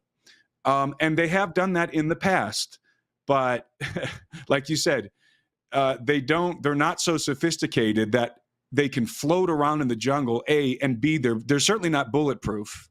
Right. And these miners are not going to continually harass a village that is shooting at them with rifles and shotguns. Right. And now with all the media attention, and they've been repeatedly, even despite the media attention, right? So you have cameras there now, and this has been happening in multiple locations. In fact, recently, it seems like about a month and a half to maybe 2 months ago, another report of this sort of Pelicata story, this idea of the face peelers. A man's body is found right in, I don't know if it was in the water or nearby, with his face like entirely removed, almost like surgically removed. But you lived in these villages. You lived in this area of the jungle, and you experienced some pretty remarkable things as well. Can you talk a little bit about that, what you saw when you were there? I can't go into detail because it would take a very long time, but let's just say that I've experienced paranormal activity in the jungle in those areas. And I've never taken ayahuasca, by the way. In fact, I dropped out of high school and moved to the Amazon when I was 18 years old. And I spent a lot of time in the jungle, and I lived with the villagers. I lived with with hunters and with lumberjacks, very, very close to this region, basically in the same jungle. And I know a lot about their legends. As I said, I've had my own experiences, not with this, not anything exactly like this, but different kinds of paranormal experiences. But what's interesting is this legend of the Pelacaras. Now, this is an old legend in the jungle, and it's a living legend. It's not something that used to happen. This is ongoing. This is something that the jungle people will tell you about. The Pelacaras, Pelacara means face peelers. And the legend says that these entities, these face peelers, abduct people from the villages and they mutilate them, much like the cattle mutilations that we're all familiar with in the United States. These people are terrified, and this video is compelling. And of course, it brings up a larger question about, well, is this sort of laying the groundwork now in these sort of remote villages for this idea of an alien invasion, right? And what we've been warning people about on our show with interviews with Dr. Stephen Greer and Dr. Michael Salla and others is that the idea that the deep state, that the military-industrial complex will, of course, has been pushing for disclosure of what these recovered craft and alien bodies, et cetera, but they're going to say that they are nefarious.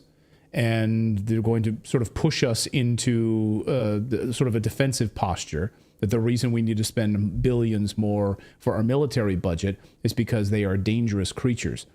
And so when I see something like this, I have to, my skeptical eye peers it and says, what is going on here? You know, is this some sort of cooperative effort with these creatures and the United States government, or some sort of a governmental entity, or is this purely what it is, face value? Well, that would be terrifying if it was, if the government was cooperating with 7-foot-tall gray alien beings. That would be the worst case scenario, I think. Actually, I'd rather have it just be extraterrestrials. Right.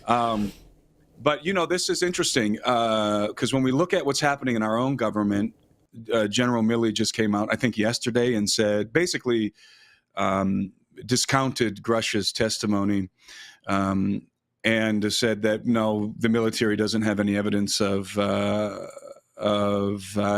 alien crash retrievals or certainly alien bodies, anything like that. So it's a public denial of David Grush's testimony. So what we're seeing, at least in the United States, and I think what we're seeing in Peru right now as well, is a dual narrative at work. And I talked to my friend Richard Dolan, who's I think the preeminent ufologist of our generation, and Richard and I agree that we have a dual narrative coming out of the government. You have a secrecy group that wants to keep the lid on this thing.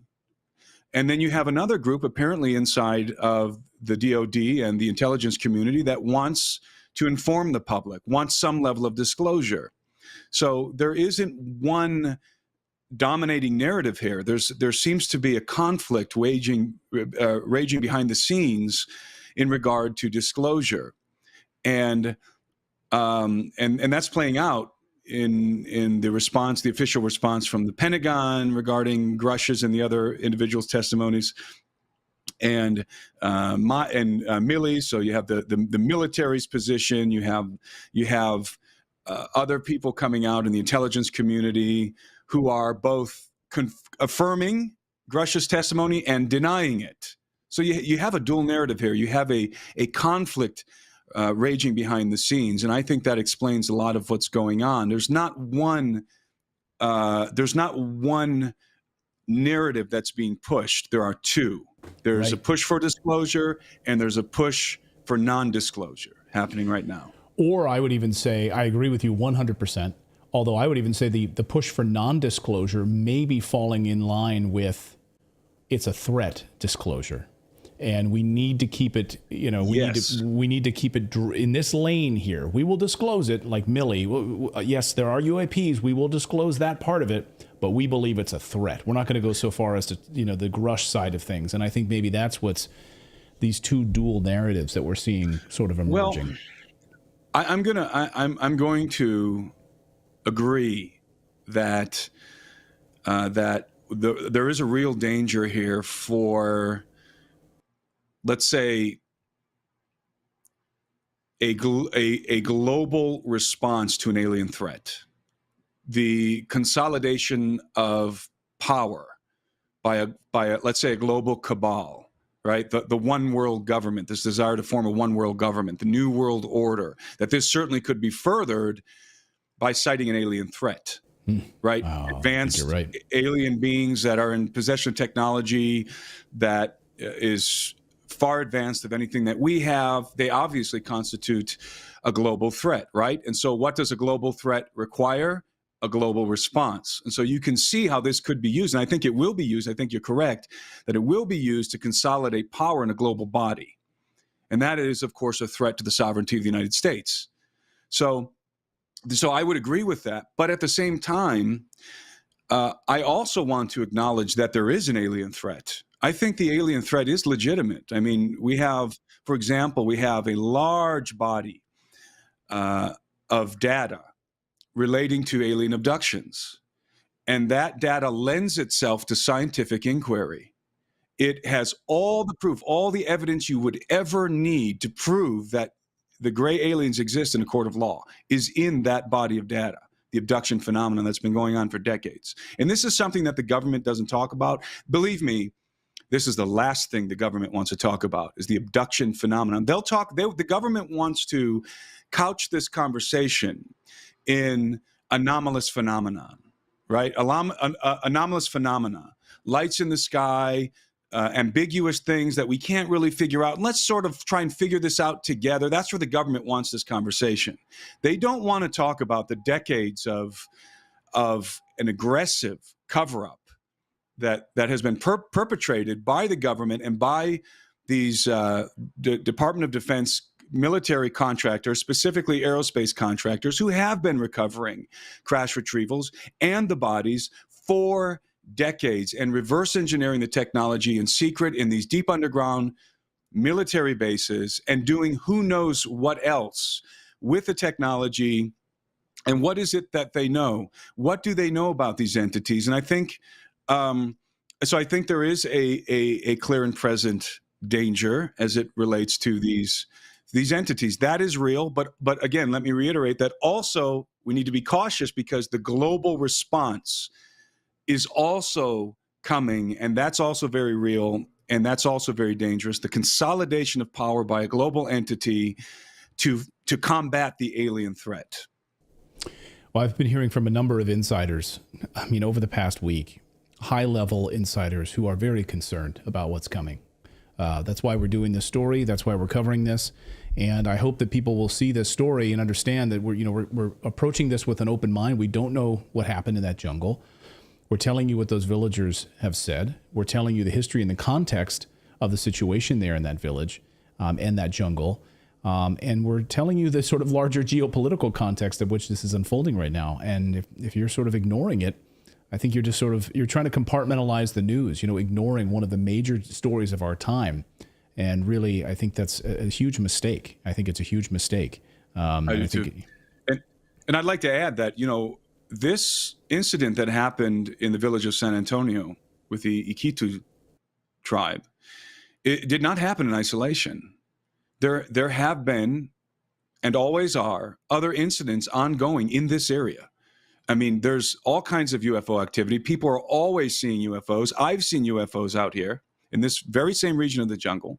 And there's a handful of other incidents that have happened surrounding this particular incident. So this did not unfold in isolation. There's been sightings of strange beings by other people who are not associated with this tribe that have been unfolding for the last couple of months. and in different parts of this area, in different parts of the jungle around in the vicinity of the city of Iquitos. So it's not specific to this tribe. So here again, we have a problem. The miners' explanation kind of falls apart because it's not localized to this tribe in this village. There's other things that have been happening. And in other parts of the jungle in Peru, also in Pucallpa, a couple of teenagers claimed recently that they were injured by a UFO that hit them with some kind of a laser or something. And these kind of stories, as I said, are always happening. I don't know why there's so much high strangeness that happens in the Amazon jungle, but it does. The darkness of it, the expanse of it, perhaps. Yeah. The seclusion, the remoteness. Yeah. Fascinating stuff. And I was thrilled to have you on, Timothy. Continued great work. Many of our audience may have seen you on Ancient Aliens, of course, and continue the great work that you're doing there. I really appreciate it. Hope you'll come back. Hope you will be a frequent guest here on Redacted. Absolutely, and it's my pleasure. Thanks for having me on. Thanks, Timothy. And I just love the comments. It makes me so excited when people say, Clayton, you've lost your ever-loving mind. Why? This is a massive story in Peru. But you cannot cover this story without mentioning the fact that the U.S. military has suddenly popped up there. We covered that story here on this show on Redacted a few months ago. The U.S. military going to Peru, the Air Force, the Army, the Navy, all going into Peru. So what's going on? Even if you don't believe a single ounce of this, what you can believe is that the DOD and them are coming out and covering this stuff because they want the Space Force the blank check. So you don't have to believe any of it to know that that's going to happen. And that's my point. It's happening. Exactly. That's my point. The whole point of me mentioning that about the deep state wanting this disclosure so they can expand the size and scope of the friggin' military. They're going to scare us all. They're going to have psychological operations, which is what we've covered here with Dr. Greer multiple times. I texted Dr. Greer earlier today and I said, what do you think of this Peruvian story? Is this a psychological operation here? What's going on here? And he said, PSYOP. And so psychological operation in Peru. For what purpose, guys? We need to ask these questions. Why is whoever doing this right now? Doing these stories in Las Vegas, perhaps carrying something nefarious out in Peru. Are these actual creatures or are they using holograms? What are they doing? What in the world is happening? And are they doing it under the purpose, the auspices of trying to expand the size and scope of the U.S. military budget to go up into the trillion range? Follow the money, follow the money. That's why we cover the story. Right. This super chat like, oh, you're going to lose some credibility. But what do we do then? Ignore the story? It doesn't fit into anything that people we said that can about easily when we explain. People, you're going to lose credibility covering the war in Ukraine. Screw you. We're going to cover the war in Ukraine. Okay, let's see. What are we going to cover today? You know what? This would be a really hit to my credibility. I think we'll pass on that. We better ignore that one. Let me do the safe story. Let me do the really safe story. Or the ones that That's actually what the mainstream media does. Right. Or the ones that actually challenge our way of thinking. You don't have to. I mean, I don't friggin' know what's in the jungle there. I don't know if those were holograms. I have no idea. But the people there were reporting to the U.S. Navy that they were shooting at these things and they caught it on camera. I don't know what it is. Is it not the U.S. Navy, the Peruvian Navy? Is it the U.S. government running some sort of psychological operation, some sort of deep state thing? We don't know.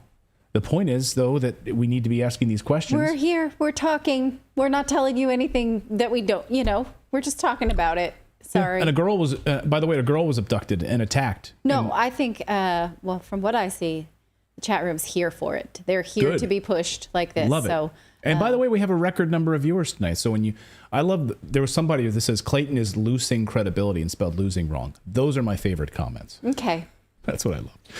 Well, no points for grammar. Clayton, you're losing credibility. Okay. Great. I will be happy to keep. Alex Jones said the same thing about Alex Jones, losing credibility. I mean, half the stories Clayton brings to me, I think, are freaking crazy. And then I'm like, what? Like when I bring biolabs in Ukraine. The biolabs in Ukraine, that one I absolutely was like, really? I was so uncomfortable with that. The organ harvesting. Child trafficking. I was really uncomfortable with that. Yeah, so let's only do safe stories from now on. Here's a story about a kitten caught in a tree.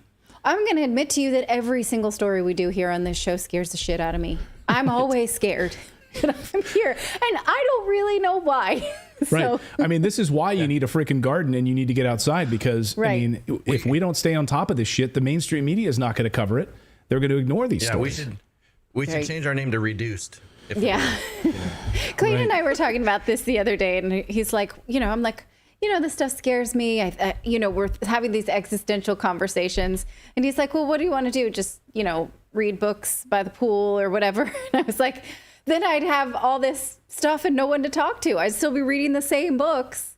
And at least I have you guys, you're all of God. So that's why we're here, because we have all this to talk about. Like you go to the park, you're like, man, I'm reading this effed up story about what they're doing in NATO right now. I literally would be one of those crazy people who would just walk around the park being like, they knew there were no weapons of mass destruction. I would just be screaming that in the park.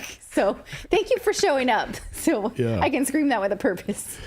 Yeah, I mean, if it wasn't for this show, I mean, this show accounts for about 3/4 of all the words I speak every day, and so if I'm not here, I don't. You don't talk out loud. Yeah. Anyway. All right. I love it.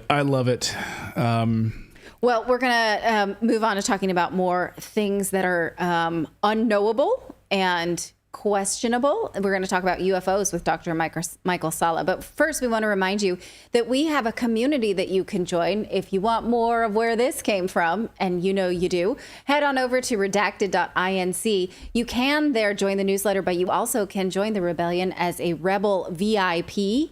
We have exclusive content there for you, things that we don't always share here. Some things because we can't share them on certain platforms, and some things because we're more comfortable on those platforms.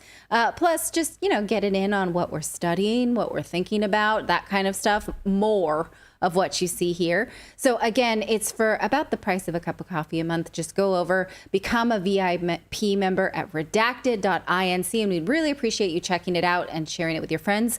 Once again, that's redacted.inc. Whistleblower David Grush testified before Congress that the United States has alien bodies and alien vehicles in our possession. Watch. Intelligent extraterrestrials. Something I can't discuss in public setting. Okay, I can't ask when you think this occurred. If you believe we have crashed craft, stated earlier, do we have the bodies of the pilots who piloted this craft? As I've stated publicly already in my News Nation interview, biologics came with some of these recoveries. Yeah. Were they, I guess, human or non-human biologics?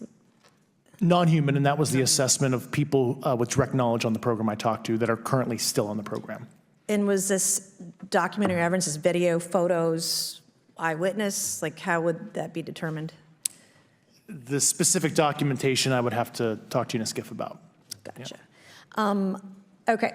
So, and you may or may not be able to answer my last question, and maybe we get into a skiff at the next hearing that we have, but who in the government, either what agency, sub-agency, what contractors, who should be called into the next hearing about UAPs, either in a public setting or even in a private setting? And you probably can't name names, but what agencies or organizations, contractors, et cetera, do we need to call in to get these questions answered, whether it's about funding, what programs are happening, and what's out there? I can give you a specific cooperative and hostile witness list of specific individuals that were in those. And how soon can we get that list? I'm happy to provide that to you after the hearing. Super. Thank you. And I yield back. Well, that was a little over a week ago. Congress appeared ready to spring into action to demand answers after what they heard behind closed doors, going into the skiff to get even more information about where these bodies are located, where these vehicles are located. But now there appears to be some pushback on Capitol Hill, even some undermining of Grush's testimony, and even General Mark Milley coming out saying that he doesn't believe it, or at least he's not read into the program. I guess we'll get into that. We're at an interesting moment. And joining us now is renowned UFO researcher Dr. Michael Salla, and author of countless books on the subject. Dr. Salla, welcome back to the show. Thanks for having me, Clayton. So it appeared that things were moving full steam ahead, but someone or perhaps something isn't too happy about it. Who's pushing back on this disclosure program of alien bodies, vehicles, and these special access programs? What do you think is going on? Well, Grush's testimony was groundbreaking because never before has the US Congress heard anyone speaking with knowledge about classified reverse engineering programs that are based on retrieved extraterrestrial spacecraft or non-human craft and dead pilots. Previously, it was always about UAP or UFO sightings. So for the first time, Congress got to hear this and got to admit it into the official record. And there has been pushback, immediate pushback. Dr. Sean Kirkpatrick, who is the head of the All-Domain Anomaly Resolution Office, he is ostensibly the person who should be revealing this sort of material because he's the one that's officially in charge of looking at whistleblower testimony, examining records that are made available, and reporting to Congress about what he has learned. He was kind of blindsided by this, and he has come out and said that there's been no credible evidence that any of this is going on, which of course is contrary to what David Grush was saying, because he said that he actually went to Kirkpatrick a year ago, presented his data, presented what he was told, and Kirkpatrick didn't act on it. So that right there tells you that I think Kirkpatrick is kind of like part of a cover-up there. He's part of the system. He's kind of like a gatekeeper, put in that position to ensure that while the UAP material is ostensibly given some consideration, but all of the data, all of the information is steered in a direction which takes us down this path of UAPs being a national security threat. And, what does that mean? That's what Kirkpatrick wants to do. He just wants to allow material out there, evidence out there that supports that thesis, whereas Grush was presenting a completely different line of investigation, which is that companies, contractors have some of these non-human technologies in their possession. That's a fascinating moment. So now we have where I thought that this was going to go all along, which is that they're going to use this false flag event to push for disclosure so that they can increase the size of the military budget. They can talk about this threat of an alien invasion, lining us up for a fake alien invasion, when the underlying truth is there that, yes, we are using their technology, we have been for years, but the way to scare people now into allowing this budget to get even bigger is to make sure that this disclosure follows a certain line. Maybe that's why we saw General Mark Milley come out and sort of kind of step on David Grush's testimony. And I don't know what to make of the Mark Milley side of this, but does that seem to be where we're going here? They're going to try to push for this idea of a fake alien invasion as some sort of a cover for disclosure? Well, that seems to be where they're heading, because the UAPs that have been cited and discussed in Congress and in reports have always done in the context of them being some unknown national security threat. And Milley is on board with that. He's saying, yes, the UAPs are real. They're a national security threat. We need to put attention on that.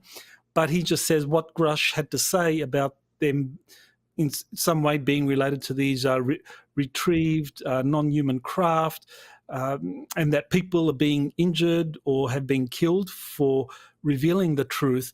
Now, that is something that Milley has pushed back against. So, we do see clearly that there are people within the Pentagon, going all the way up to the chairman of the Joint Chiefs, that want the public to think that UAPs are a threat, but that's it. They don't want them to go any further into looking at evidence that some of these are actually in the possession of government and being studied in various classified facilities.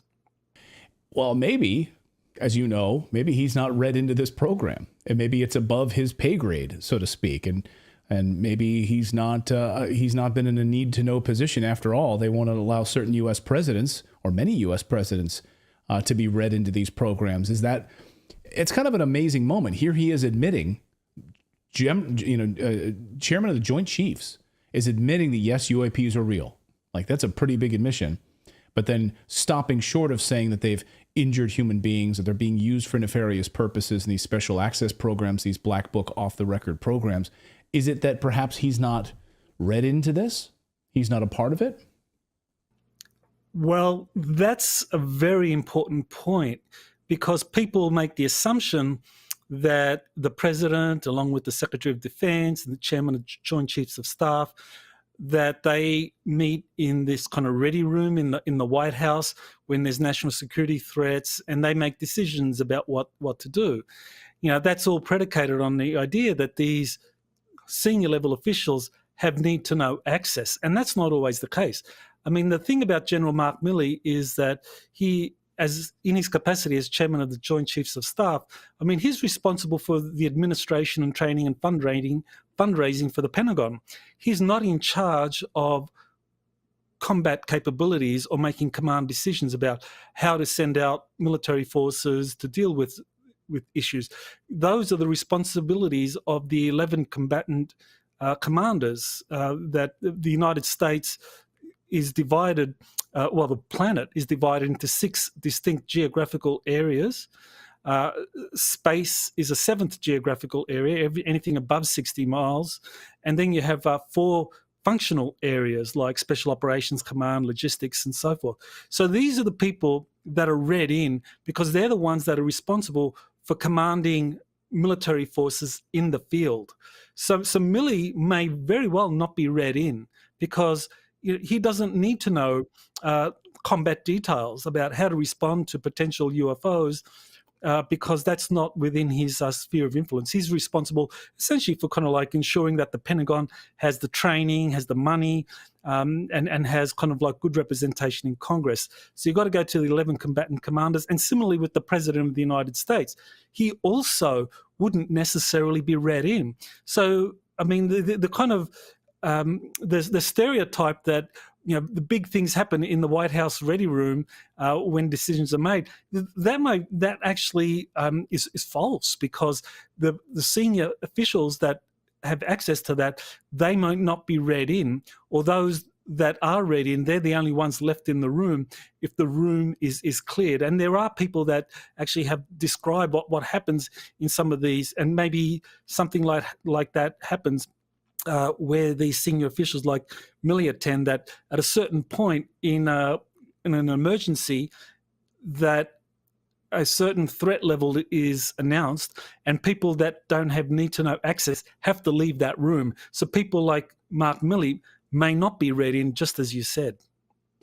Some of these members of Congress, of course, have now had private meetings with David Grush, have gotten testimony directly in where these alien bodies are being kept, where these alien craft are being kept. You have Senator Marco Rubio now. Now it moves on to the Senate. So you have Senator Chuck Schumer and others who are pushing for more movement on the Senate side of things now that we're into this August season when no one's in Washington anymore, in the swamp. What do you think is going to happen now in the United States Senate side of this? Well, it's already happened as far as the UAP Disclosure Act for 2023 is concerned. That was passed by the full Senate as an amendment and included in the National Defense Authorization Act for 2024. So right now, once the National Defense Authorization Act is passed in the Senate and also in the House, then there'll be a meeting between the House and the Senate to reconcile differences. So that the House is very likely going to adopt in full the UAP Disclosure Act. So it's going to move through eventually and become law. And this is where it becomes very, very interesting. It's because now you are going to have this body that is going to be set up in the National Archives, and that is going to be responsible for collecting all records concerning UFOs, and it's going to then release that within a 25-year period from the date that record was created. So that means that things like what David Grush was saying, he was saying that in 1944, 1945, that the US recovered the remains of a flying saucer crash that happened in Italy in 1933. And it's actually true that in 1945 you had something called Operation Lusty, which was something that the US military launched to go into defeated Axis power countries and retrieved any advanced technologies that had anything to do with aviation or aerospace and bring them to the United States. So what we are seeing in terms of what Russia has revealed is that the records pertaining to that crash retrieval operation from Italy in 1933 were brought back into the United States. And this is a very interesting side note of history, is that at the time, John F. Kennedy, he was an assistant to the Secretary of the Navy, James Forrestal. And James Forrestal went over to Germany, went over to Berlin, and took with him John F. Kennedy to look at these craft, to look at what it was that Germany had developed and bring those back into the United States. So right there you have, that's where it began for John F. Kennedy in terms of his detailed knowledge into this field, because he was introduced to it through the Secretary of the Navy, James Forrestal. So all of these records that apparently are in the possession of the United States, that is going to be eventually released. And because those records date back to the 1940s, there's no reason why they couldn't be released very, very soon. So this is part of the ramifications of this UAP Act coming into law at the end of this year. Well, I hope I'm not in my 70s before I start to see some of these documents. I'm 46 now. I hope I don't have to wait 25 years to get this stuff. I mean, it's the same way that Pfizer operates. You know, we'll wait 75 years before we release the data on our COVID vaccines, and we have to wait 25 years to get this information. In the same way, we're still waiting for JFK assassination documents. So I hope that you're right about that. I hope that we can get some of these 1940s documents pretty quickly. So it moves through the Senate on the markup side of things. Once it comes over from the House of Representatives, they reconcile those differences. It goes to the White House for a signature from President Biden, and then it becomes law. And we could see a remarkable 2024 as it relates to disclosure, as long as we hope that this false flag event is brought into the light, and people like you are able to share that, so people don't fall for this phony story on the fake alien invasion side of things. Dr. Michael Salla, great to see you as always. Thank you so much for your perspective on this. It's been a pleasure. Thanks, Doctor. I appreciate it, and I appreciate all the comments, as always. I love, people said, yes, you're absolutely right, Clayton. Others said, hey, Clayton, you're controlled opposition. So apparently the CIA is having me cover alien stories on the show. Oh, okay. What else would they like us to do? I haven't been looped in on that one. Maybe don't blow my cover, Clayton. Oh yeah, Philip is. Yeah, that's right. He's a secret agent. The less I know, the better. CIA operative. About all of that, you guys. That's right. All right. I can just see it now in the Twitter files, in the YouTube files, which again. Oh my God, I would love to see the YouTube files. The YouTube files. We know they're going to be carbon I copy. would love for a big lawsuit. Well, RFK Jr. is suing YouTube now. So I was like, oh, maybe we should jump in on that, because I would love to see that. I mean, I would love to see the documents that come out from what they've silenced on YouTube specifically. Yeah. I mean, we were banned 4 times on this show and blocked from YouTube, from publishing. We couldn't do anything for weeks at a time. And for covering COVID, for covering the Ukraine war. They were trying to silence us, and so. Yeah. And, Graham, who works in our team today, was saying that people who have been punished for things that later turn out to be true. We have so many during the pandemic, right? We have a lot around the war. Now we have a million things that were censored over. They should have some kind of reparations owed to them, some kind of, I don't know, like you should be able to say, you shut down my business for this, which ended up being true. So I get X, right? We lost 2 weeks of being able to stream on a certain platform where, we use it to create our business. We get nothing back from it. We don't get the strikes removed. We don't get an apology. And a lot of times there's not even a correspondence about it. Like, what there violated the rules. What can we do about it? Nothing. We get nothing. Yeah. And it'd be interesting to see that. Sorry, go ahead, David. Well, I was just going to say, at the very least, they could send us the million play button. I mean, come on. Right. I mean, at least like Howard Yeah. Stern, you know, like he talks about diarrhea, right, on his show, and then he gets taken to court by FCC and he gets to actually talk with somebody about like what was the rules. violation. And what was the violation. We get nothing, just a hand slap, and we have to go sit in the corner and think about it. It feels awful. They did claim that they manually reviewed that 18-minute long video in about 7 minutes. Right. Yeah. Yeah. Let's Yeah. not forget that. Yeah, exactly. Yeah, so we got a community strike. They took our channel down. We filed an appeal, and the video is 18 minutes long, and the appeal review came back in about 3 minutes. Right. So they didn't watch the video at all, and they had and whatever. Then we got our channel shut down. For people that aren't familiar about like controlled opposition, absolutely a thing. We're not that, but it is absolutely a thing. And don't forget Operation Mockingbird, people. We've covered Operation Mockingbird here on the show extensively. Operation Mockingbird was the start of the CIA infiltrating the media, and they did it very clandestinely, right? It was not public. And they started planting people inside the media. Now they openly do it. Now they ended that in the way that they used to run it back in the day. And now those people are hired by MSNBC. Now they'll have former members of the FBI and people like that on the staff. They have members of the military who are now literally paid by Fox News and CNN and MSNBC. They're now part of the staff. So Operation Mockingbird, which was used to be quiet and silent, is now totally out in the open, and they're fully on board.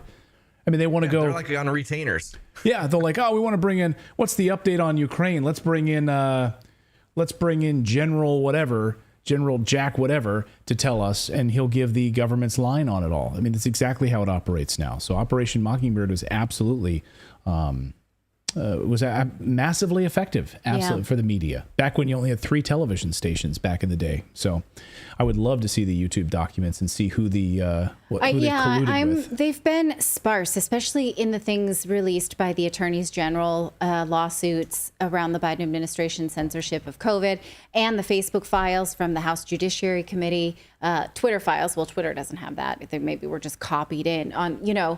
And so it's time that we see more around what YouTube has been censoring. And, I'm just going to ask for that for Christmas.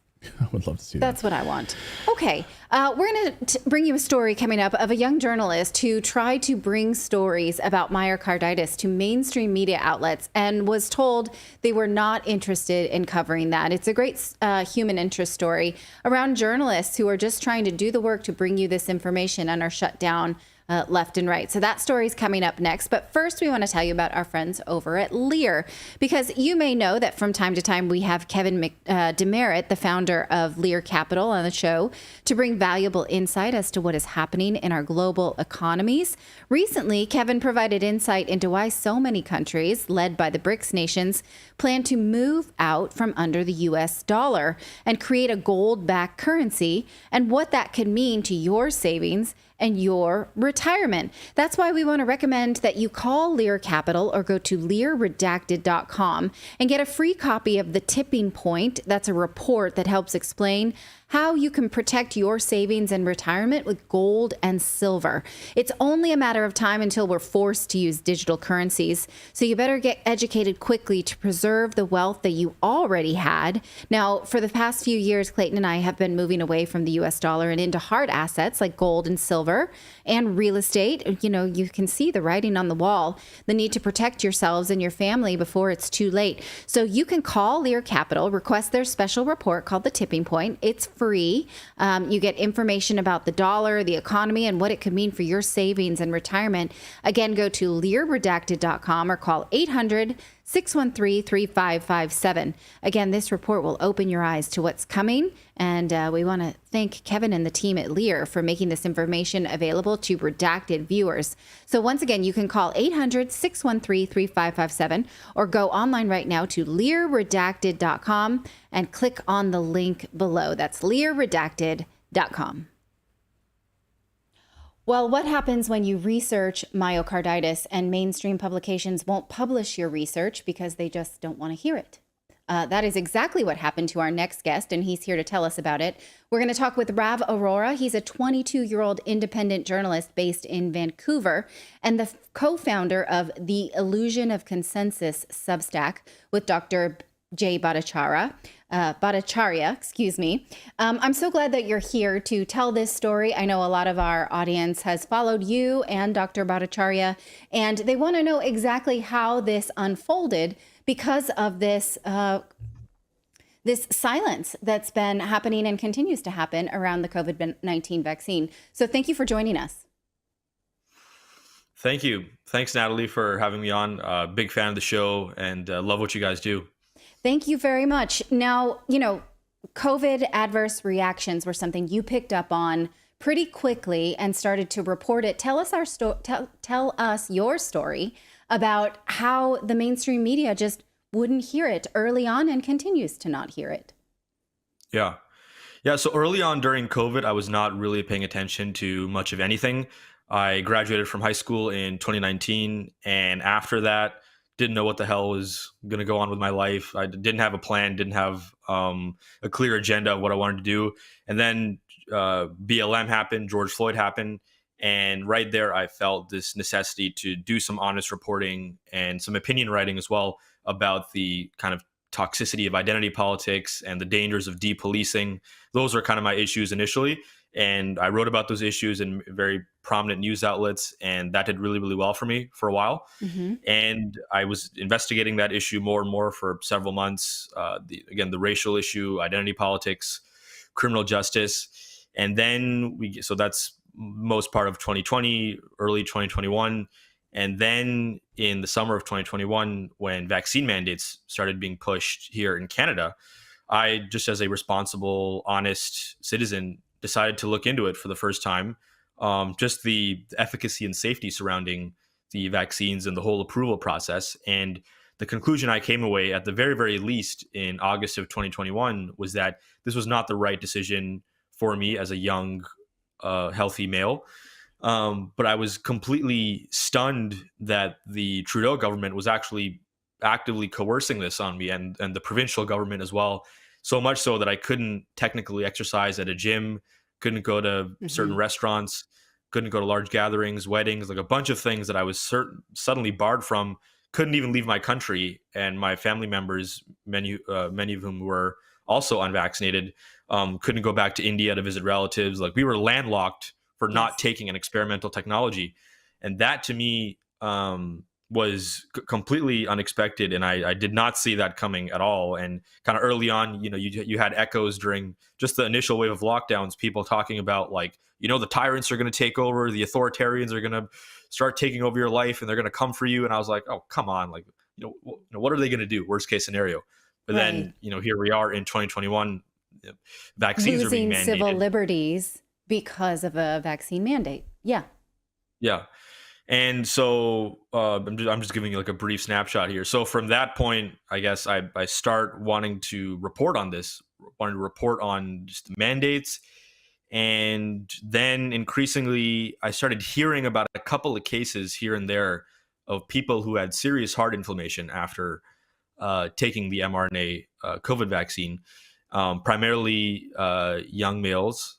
As well as, by the way, I should say this does not get enough coverage, and probably because it's not seemingly as serious or life-threatening as myocarditis is. But I also started hearing about, most of kind of my young female friends or, friends of friends that I, in my surrounding area had serious menstrual irregularities after taking the initial. Which has since been proven, right? Yeah. Since it's been proven. I remember tweeting about it at the time, and it was labeled like, even conservatives, liberals, everyone were kind of attacking me as a conspiracy theorist. And I was like, hey, this is happening anecdotally, and there's some initial data suggesting this. So we should be looking into something like this. Right. And so as an independent journalist, you were pitching these stories to mainstream outlets, many of which you haven't actually named names. And you were told, this is not our angle, which is not how you're taught in journalism school to have a preconceived angle. You just report the story, right? Yeah. Yeah, so I really wanted to write about the vaccine myocarditis story, Mhm. particularly after hearing many of these cases. And one story in particular it's on my Substack now, Illusion of Consensus, a 38-year-old law enforcement member who was forced to take the vaccine because of the federal vaccine mandates, almost died after taking his second Pfizer shot. His girlfriend actually kind of saved him because he thought he was going to be fine when he was experiencing horrible heart palpitations, and he thought it was like a virus or something that he ate. But thankfully his girlfriend called the ambulance. Ambulance came, rushed him to the hospital, and the cardiologist said, "You're one of the lucky ones that you've survived this much of a serious adverse reaction to the vaccine." And several months later, still hasn't gone back to work, and many of his life plans were destroyed. And so that story I wanted to report and write about in many prominent mainstream and alternative media outlets, ranging from libertarian, liberal, conservative, kind of all over the place, which is kind of the same places and some other places that I was already publishing for. And again, I'm not going to name names for a number of reasons, but the immediate response that I got time and time again was, "We are a pro-vaccine publication. Mhm. We are not going to publish this. This may promote vaccine hesitancy. Our newspaper, our publication has Mhm. been promoting vaccination, and this goes against that." Even some editors Right. saying, "Well, what's the point of this? Like, why are you writing about vaccines, man? Come on. I mean, this is approved by FDA, CDC. Like all these medical professionals are promoting this. I just wish that everyone would just get vaccinated already, and Right. we should not be making this into a big issue." And I'm just like, wow, like I was initially writing about so many controversial topics on policing and race, and was allowed to take kind of the contrarian position on those very radioactive issues. But here, there was a very clear agenda, in many cases, a top down directive, like, Yeah. maybe potentially some editors being like potentially interested, but them explicitly saying, "We are a pro vaccine publication and we're not going to run any kind of dissent on this topic." Well, that in and of itself is quite incriminating for any media outlet, right? And so I don't want to definitively say Redacted is anti-vaccine or Redacted is pro-vaccine. Redacted is only going to investigate any and all vaccines and FDA approvals and reports of adverse events and also successes. That's what you do as a media outlet. It's not up to me to want anything at all other than the truth. And so the idea that someone would literally say this media outlet is pro-vaccine is in itself a media bias and a violation of the ethics of journalism. Yeah, absolutely. And again, the topic I was trying to cover, I feel like it's still not being properly covered. Like the whole vaccine adverse events broadly, but specifically the cardiac risks associated with the vaccine. There's more and more studies continually coming out that are not being covered in mainstream media. There was a recent 1-year follow-up of patients from Hong Kong who got vaccine myocarditis, and 1 year later, more than 50% of them still had evidence of scarring after taking the vaccine. Italian researchers now are reporting on a couple of cases of relapsed myocarditis, right? Patients who had myocarditis, supposedly recovered, and then after got it again somehow, then still having some kind of cardiac complications. I mean, the evidence is pretty incontrovertible to me at this point, especially when you look at the national trends, which I was tracking very, very early on, like countries like Sweden, France, Israel, Germany, as well as a couple of U.S. hospitals that were closely tracking myocarditis rates, right? In 2019, 2020, the rates were basically the same, but in 2021 there was a sharp uptick. And people want to say, well, maybe it was COVID, maybe it was something else, maybe it was climate change or supplements or Sure. whatever. Yes. But it's like it's very, very clear to anyone who's paying attention and being honest about what we've actually done, and about actually now admitting to many of the errors that we committed, including medical professionals and people at the CDC and the FDA that recklessly and prematurely pushed the COVID vaccines despite not having adequate safety and efficacy data. So then you decided to take your story to Substack and create your own sort of mini media world so that you could get the word out there, because you have you continue to have, right? No mainstream publications that even want to follow the story now when it turns out you were right. Yeah, I mean, there were a couple things that I've done. I mean, there was one piece in the New York Post, I believe a year ago, that I did write about broadly kind of my experience with the COVID mandates, a very kind of personal story. And there's been a few things in the Epic Times, which has been, really good to me. Mhm. But otherwise, I mean, if you look, there was a Freedom of Information revelation about a year ago, which showed that HHS has paid basically every mainstream media outlet, all the prominent newspapers and publications, certain amount of money to promote COVID vaccines and support the kind of mainstream health agenda. So, there's that clear financial interest that's obviously playing a big role in this. But there's also this kind of illusion of consensus, which is the title of my Substack with Dr. Jay Bhattacharya, where you just have, certain doctors and epidemiologists and immunologists favored in the mainstream media, right? Dr. Eric Topol, Nicholas Christakis, Peter Hotez, right? These are kind of viewed as the gurus of of the COVID science. But then other experts like Dr. J, Dr. Martin Koldorf, Dr. Marty McCary, Dr. Vinay Prasad, many of these guys are not favored in the New York Times or CNN. These are not seen as the experts. So when people think of, expert, Peter Hotez and Nick Christakis, they say you should get your third booster shot. Like I've had a bunch of back and forths with Dr. Peter Hotez on Twitter, and I've continually we're on that guy. Yeah. Dan Cohen was warning about this guy for many months now. But yeah, go ahead. Yeah, I've asked him a few times on Twitter, what's the benefit for someone like me to get vaccinated or to get a bivalent booster? I think I asked him a few months ago, and he was like, the risk of long COVID, the serious risk of hospitalization in your age. And I'm like, what are you talking about, man? Like, this is not, that data this should doesn't not be bear rocket out. science. No, the data there of is no someone data like you, supporting that. 22-year-old healthy guy, risk of hospitalizations, that data doesn't bear out any longer. So that's a lie. Yeah. Now, you also have been targeted by Mark Cuban for just questions like this. Just, why should a healthy person like me continue to trust or consider these vaccinations when? Why does he care to spar with someone like you? Yeah, well, there's kind of a long backstory to this that I don't know how much I can reveal, how much is private, but it involved Joe Rogan about a year ago. And there were some private exchanges between me and Mark was viciously attacking Joe for talking about vaccine myocarditis, which credit to Joe for being one of the few people with as much power as he has in the media ecosystem and actually talking about the issue. And in that private exchange a year ago, he was not taking the issue seriously when I was giving him, piece of evidence after piece of evidence. But now Joe mentioned the fact that he and I had this exchange and it exposed Mark and his complete ignorance on the topic. And I posted that clip and it seems to have triggered Mark that Joe called him out publicly on it.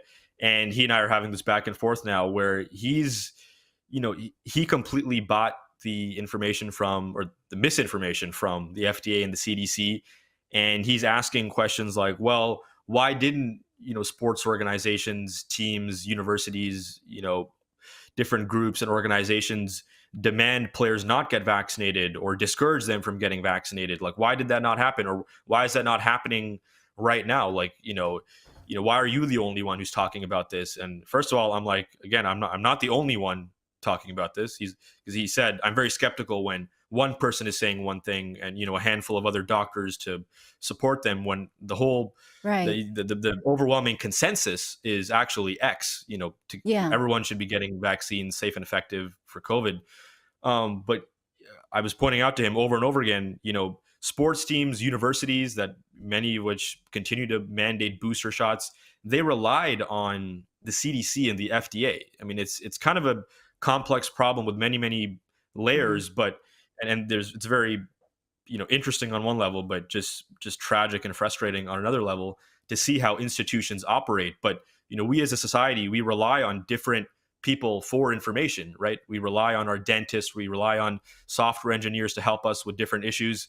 And unfortunately, many organizations and institutions relied on FDA and CDC for accurate, reliable, safe information about recommending COVID vaccines for young people. But even within those organizations, as I was pointing out to Mark, like you had 2 senior FDA officials resign in late 2021 due to the agency's reckless and zealous pursuit of, vaccinating every young, healthy individual with a booster shot. People within their own agency have left, and there's various whistleblowers within the agency, anonymous FDA officials who say like, this data is absolute garbage, and this is not safe and effective the way that it's being branded as. So I get why people are confused and kind of mystified, like, well, what all these places are relying on FDA and CDC. And to be honest, if I didn't do any of this reporting, if I was looking at this fresh, just in the way that I trust my dentist or trust certain people with authority on various issues, I would also be quite stunned that the FDA and the CDC, institutions that are supposed to provide accurate and reliable information, have so miserably and painfully failed over the course of the pandemic. I mean, it's really changed my view of human nature and of institutions to see this level of corruption, incompetence, and manipulation. I would say I've become more cynical about institutions and about corruption over the past couple of years, writing about this issue. Well, it's a great story of conviction bias. And a lot of times, even people like that, like Mark Cuban, it becomes a war of press releases because he can point to the FDA saying, we approved this and we think it's safe because we wrote it down on a press release. And then the hyperlinks that they give you for clinical trials are not at all impressive clinical trials. That's something that I keep myself busy with. Every time the FDA says it approves a new drug, I go ahead and read those studies. And I'm like, is that an awesome clinical trial? And so it just becomes a war of press releases. And if I can link you to something that the FDA published, then I think that's it. And I'm right. I don't have to click the hyperlinks and analyze it for myself. That's what keeps journalists like you and me in business, I guess, because we're willing to just do the homework, right? It's a crazy world. Who would have thought that truth is an untapped market? So why? So what is it that we can find if we follow your Substack and follow you on Twitter? You are continuing to report just on myocarditis or more than that?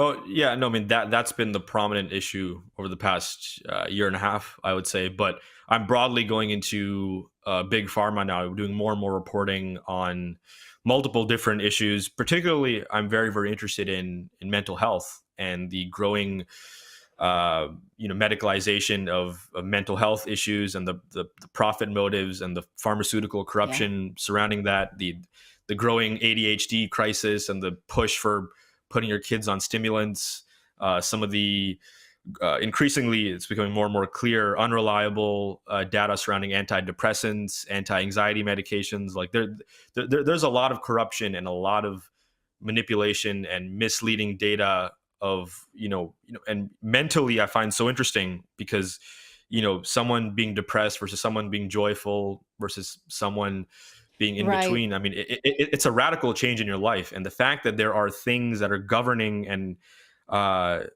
things that are affecting the way that we operate mentally in the world and therefore have different kinds of relationships and interact with people in a different way, the way that certain medications and pharmaceutical drugs are approved and regulated and promoted on the basis of very weak data, often with certain adverse events, is quite interesting. And I'm going to be doing more and more reporting on that, as well as there's some stuff on Ozempic, the miracle weight loss drug, which also has a lot of adverse events associated with it. That's kind of going to be some of my direction moving forward, is with big pharma, as well as censorship, covering the Missouri versus Biden case, which Dr. Jay Bhattacharya, he's also co-author on the Substack. He's been a big part of that. And fortunately, the federal judge ruled in the favor of him and the various plaintiffs in ruling that the federal government did coerce social media companies to censor posts about COVID that deviated from the narrative censoring, various posts on natural immunity, vaccine side effects, and efficacy.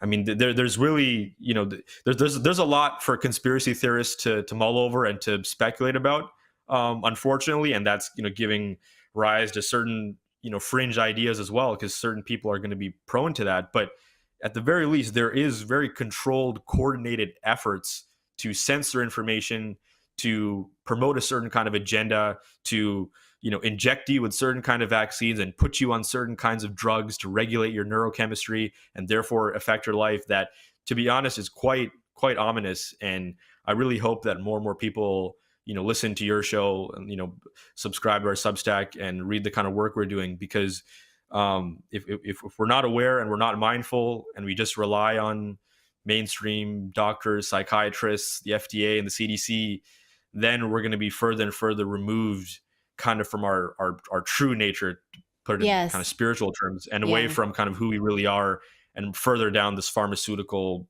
political lane where we're not really getting to the root cause of what's causing obesity, what's causing people to get serious reactions to a virus or mental health issues and whatnot. Right. Did you know that the first doctors paid and reimbursed by insurance companies were psychiatrists, were people who were like prescribing things for what we call mental health? It's kind of even that term is loaded, because we imply that the brain can be diseased. I mean, it can have disease, but mental health is not a brain disease. And so that continues to be pharmacratized because of this profit-driven system where you can't actually prove it through, you just say that person is exhibiting these types of. So yes, this is something I've been interested in a lot lately too. I've been reading the book Pharmacracy. Have you heard of it? No. It's an old book, but it's really interesting about how we need to continue to call things diseases if there's profit there, and we can call certain things mental health issues but we just decide which ones are which based on whether or not there's a medicine for it. What do you call it when you like to light things on fire? When you're a pyromaniac? Pyromaniac, right? That is a mental health disease, but we have no we have no medicine for it, so we don't feel the need to put it in court cases or give it an official diagnosis or create medicine around it. But if we do, then that might actually, we use it as basis to get people off of crimes, that they have this whatever mental health disorder, right? And so there is absolutely profit and reasons in order to continue to promote mental health disorder, even though that may not serve us as a society. So yes, I'm with you on that. So thank you so much for telling us your story. You can follow him on Rav Aurora 1 on X or Twitter, and his Substack, The Illusion of Consensus Substack. So thank you again for your time. Yeah, thanks, Natalie. Appreciate it. Well, that's going to do it for us today at Redacted on this Wednesday, the 9th of August. Thank you for joining us, and we will be back here tomorrow. Remember, hit that like and subscribe button, hit that bell notification so you know when we'll be back here live, although you already know we will be here tomorrow, 4 p.m. Eastern, same bat time, same bat channel. Thank you again for joining us, and we will see you tomorrow, everybody. Have a great afternoon.